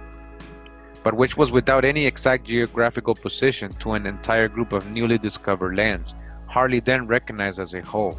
The mistake of the theoretical geographers of Saint Dié, Strasbourg, and Basel could hardly have been corrected, unless by Colombo, who was no longer in this world, and then the discoveries of Cortés, Pizarro, and others came to change the direction of ideas as to the countries fabulously rich in gold. All right, so we know Pizarro, he knew about Amarakapana because he was there, and there are accounts of them invading Amarakapana. All right, although Nicaragua was conquered in 1522 by Gil Gonzalez de Avida, a part of it remained wholly unknown, especially the region extending from the Atlantic to Lake Nicaragua, in which lies the Amerique range. And the ignorance of this part of America has continued so long that the Californian emigration even has passed by its across the isthmus of Nicaragua without any knowledge of or interest in its existence. It may be said that the region of country lying between the Caribbean Sea and the dividing line, or the waters that flow into Lake Nicaragua, is to this day entirely unknown. The Carcas and Ramas Indians, especially the latter, oppose any entrance into their country, rejecting even the Indians who search for Ketakult and who intrepidly pursue their work in countries as yet closed. The theory I have presented has some great advantages. In the first place, it takes nothing from the glory of Colombo, the name of the continent discovered by him being an indigenous name, which from designating a small and limited country has been extended to include the whole of the New World, through the mistake of a teacher, printer, and bookseller in a little town hidden among the Amerrisque Mountains. The accusations of plagiarism from which Alberico Vespucci has suffered are abolished, and there is no longer any reason to reproach him with having imposed or having suffered to be imposed his Christian name on a whole continent, inasmuch as this name was never Amarik or Amerrisque, but Alberico or Amerigo. The name Amarik, although aboriginal, makes no confusion between a part and the whole, because the locality where it exists as Lou did is too small, obscure, and insignificant to give rise to any false or double meaning of the term. Finally, this name appears to be admirably chosen, extending as the Amerique range does from the center of the extremities of the continent, radiating as it were, giving one hand to the north and one to the south, looking to the Antilles and to the Pacific, and being even the central point of the immense chain of mountains which extends from the Tierra del Fuego to the borders of Mackenzie River, and forms the backbone of the Western Hemisphere, in truth, the longest range of mountains upon our globe. It is well chosen also, as it probably was heard by the great Admiral Colombo on his fourth voyage, the illustrious discoverer of the New World, being the first European who heard and pronounced the word Amarik or Amerrisque. So we know that Columbus in the same voyage got to that part of South America where they were calling Amaraka, the settlement, Amaraka. He was there. So of course he knew this. By the time he reached the Amerrisque Mountain, he's like, oh man, this word is everywhere. All right, not just in South America, but also in Central America with the Amerrisque. Although we have no material certainly of this. Had the name belonged to a part of either extremity of the continent, it would hardly have been so readily accepted, but it grasped and took the New World as it were round the center, vaguely merely signifying a region very rich in gold mines, and it was employed and accepted without a thought of the pilot Alberico Vespucci. All right, so this word America, America, Amaraka, Just like in South America, it was related to the lands of gold, right? The gold castles. Remember the golden mountains, golden castles, the golden castle mountains. All right, so just like there in Central America, also Amarik, Amaru was a region signifying a region very rich in gold mines. And it was employed and accepted without a thought of the pilot Alberico Vespucci, without his influence. It was a long time after that discussions arose among learned geographers, and that the gross mistake of Hilacumulus was imposed upon the world as truth. In a word, the name Amarik is American. All right, Amarik is American. Amarakara is Amaraka, Amaraka, Amarukan. First voyage of Vespucci. From the beginning, we are confronted by the most contested of Vespucci's voyages, May 1497 to October 1498. Las Casas, Herrera, Charlevoix, Robertson, Tiraboshi, Munoz, Navarrete, and Washington Irving declared that the author of the Quator Navigaciones has forced his first voyage. All right, we got this before. All right, so basically Vespucci supposedly made 2 voyages, but on the first voyage it seems like it was fraudulent. It wasn't real, or he didn't really land on the firm land or South America. He only did that on the second voyage. All right, and all these authors, historic authors, are confirming this, right? That he forced his first voyage. All right, Alexander the Humboldt. Now we read Alexander the Humble, what he said earlier. After calling his so-called first voyage pretended, tries to show an alibi for Vespucci, who according to his opinion was then in Sevilla and at San Lucar superintending the arming of a fleet for the third voyage of Christopher Columbus from April 1497 to 1498, and accordingly a material impossibility of having then accomplished his first voyage, which finally he calls problematic voyage of a contested date, admitting as proof that the date of May 10th or 20, 1497 is false. All right, Vespucci was never there before Columbus anyways. That's what they're trying to show you here. He made supposedly 2 voyages, and it seems like he only really went, the real one was the second one. All right, so just want to show you this map they have here. All right, it says map of the part of Nicaragua. So it shows Honduras right on top here.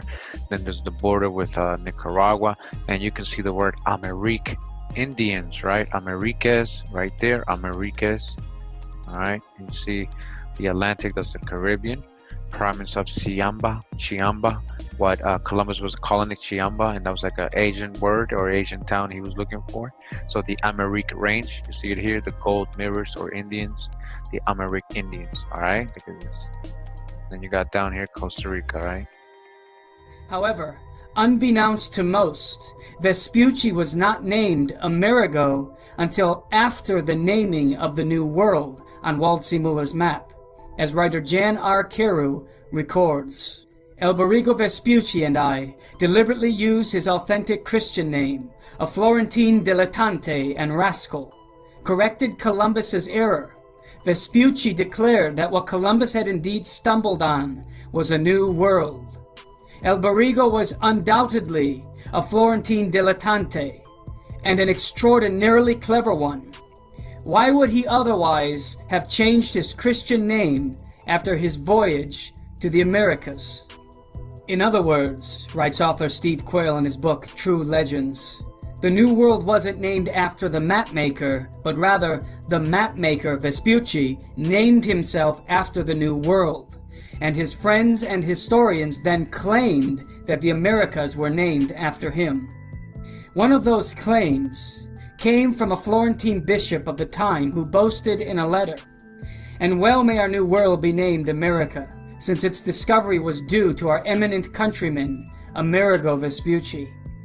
This singular line from the bishop's letter has been touted by historians as proof that America was named after Vespucci. But aside from changing his name to match Waldseemüller's map, there are many other compelling arguments against America being named after Amerigo Vespucci.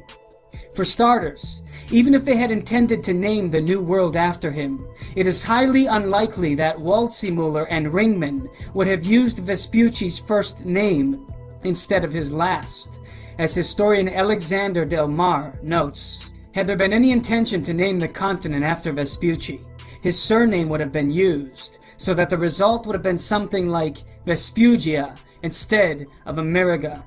In short, there seems to be very little room to doubt that the world has been misled through the complimentary notice of the Florentine bishop who claimed the New World was named after Vespucci.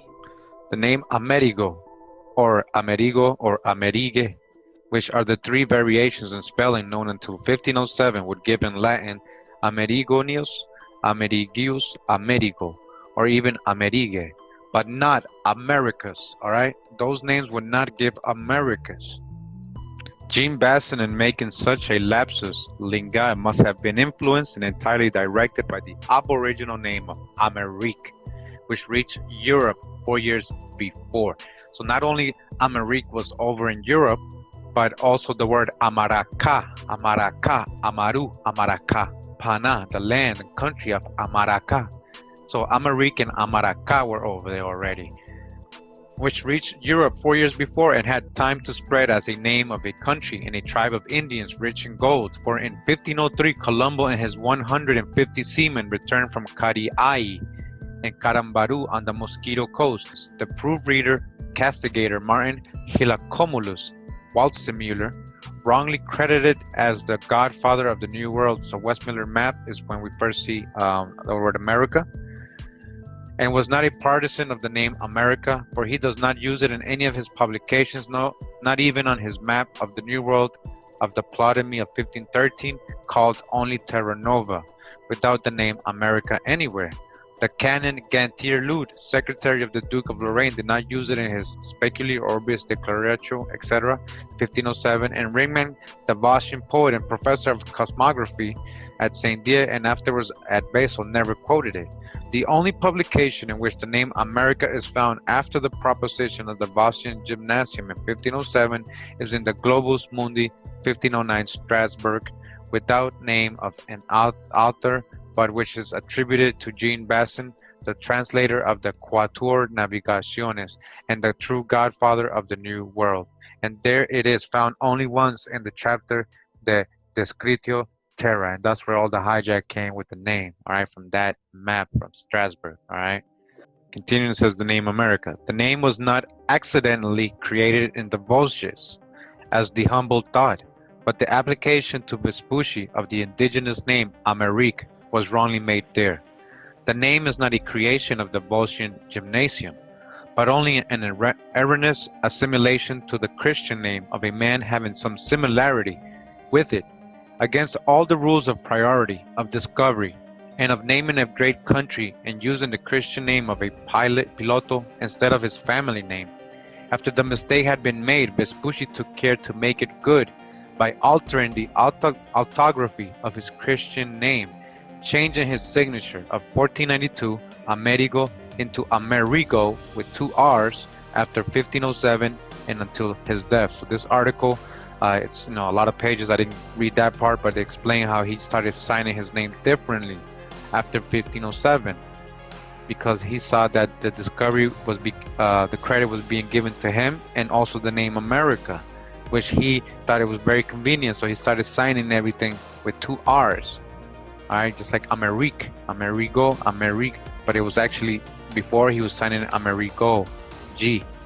After 1507 until his death, all the discussions among Americanists come entirely from their ignorance of the existence of a tribe of Indians who called themselves the Amerrisques, Ameriques, Tamarik, Tamaru, Amarukan, Americans, all right?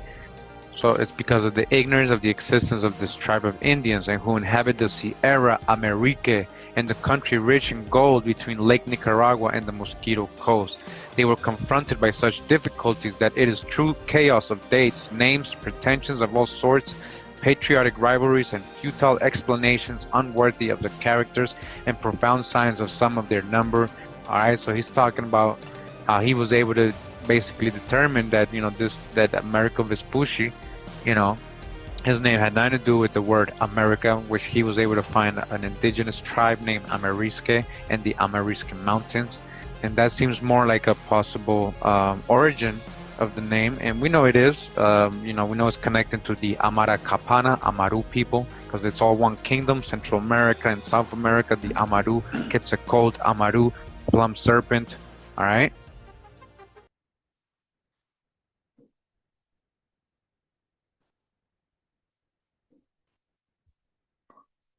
All right. Pura vida, mi gente. Thanks for tuning in. I hope it's very clear to you. The points are all over the video if you didn't get the point. Much love and respect. Pura vida, mi gente. Amaraka, Amerrisque, Amarik, Indigenous. Hawa.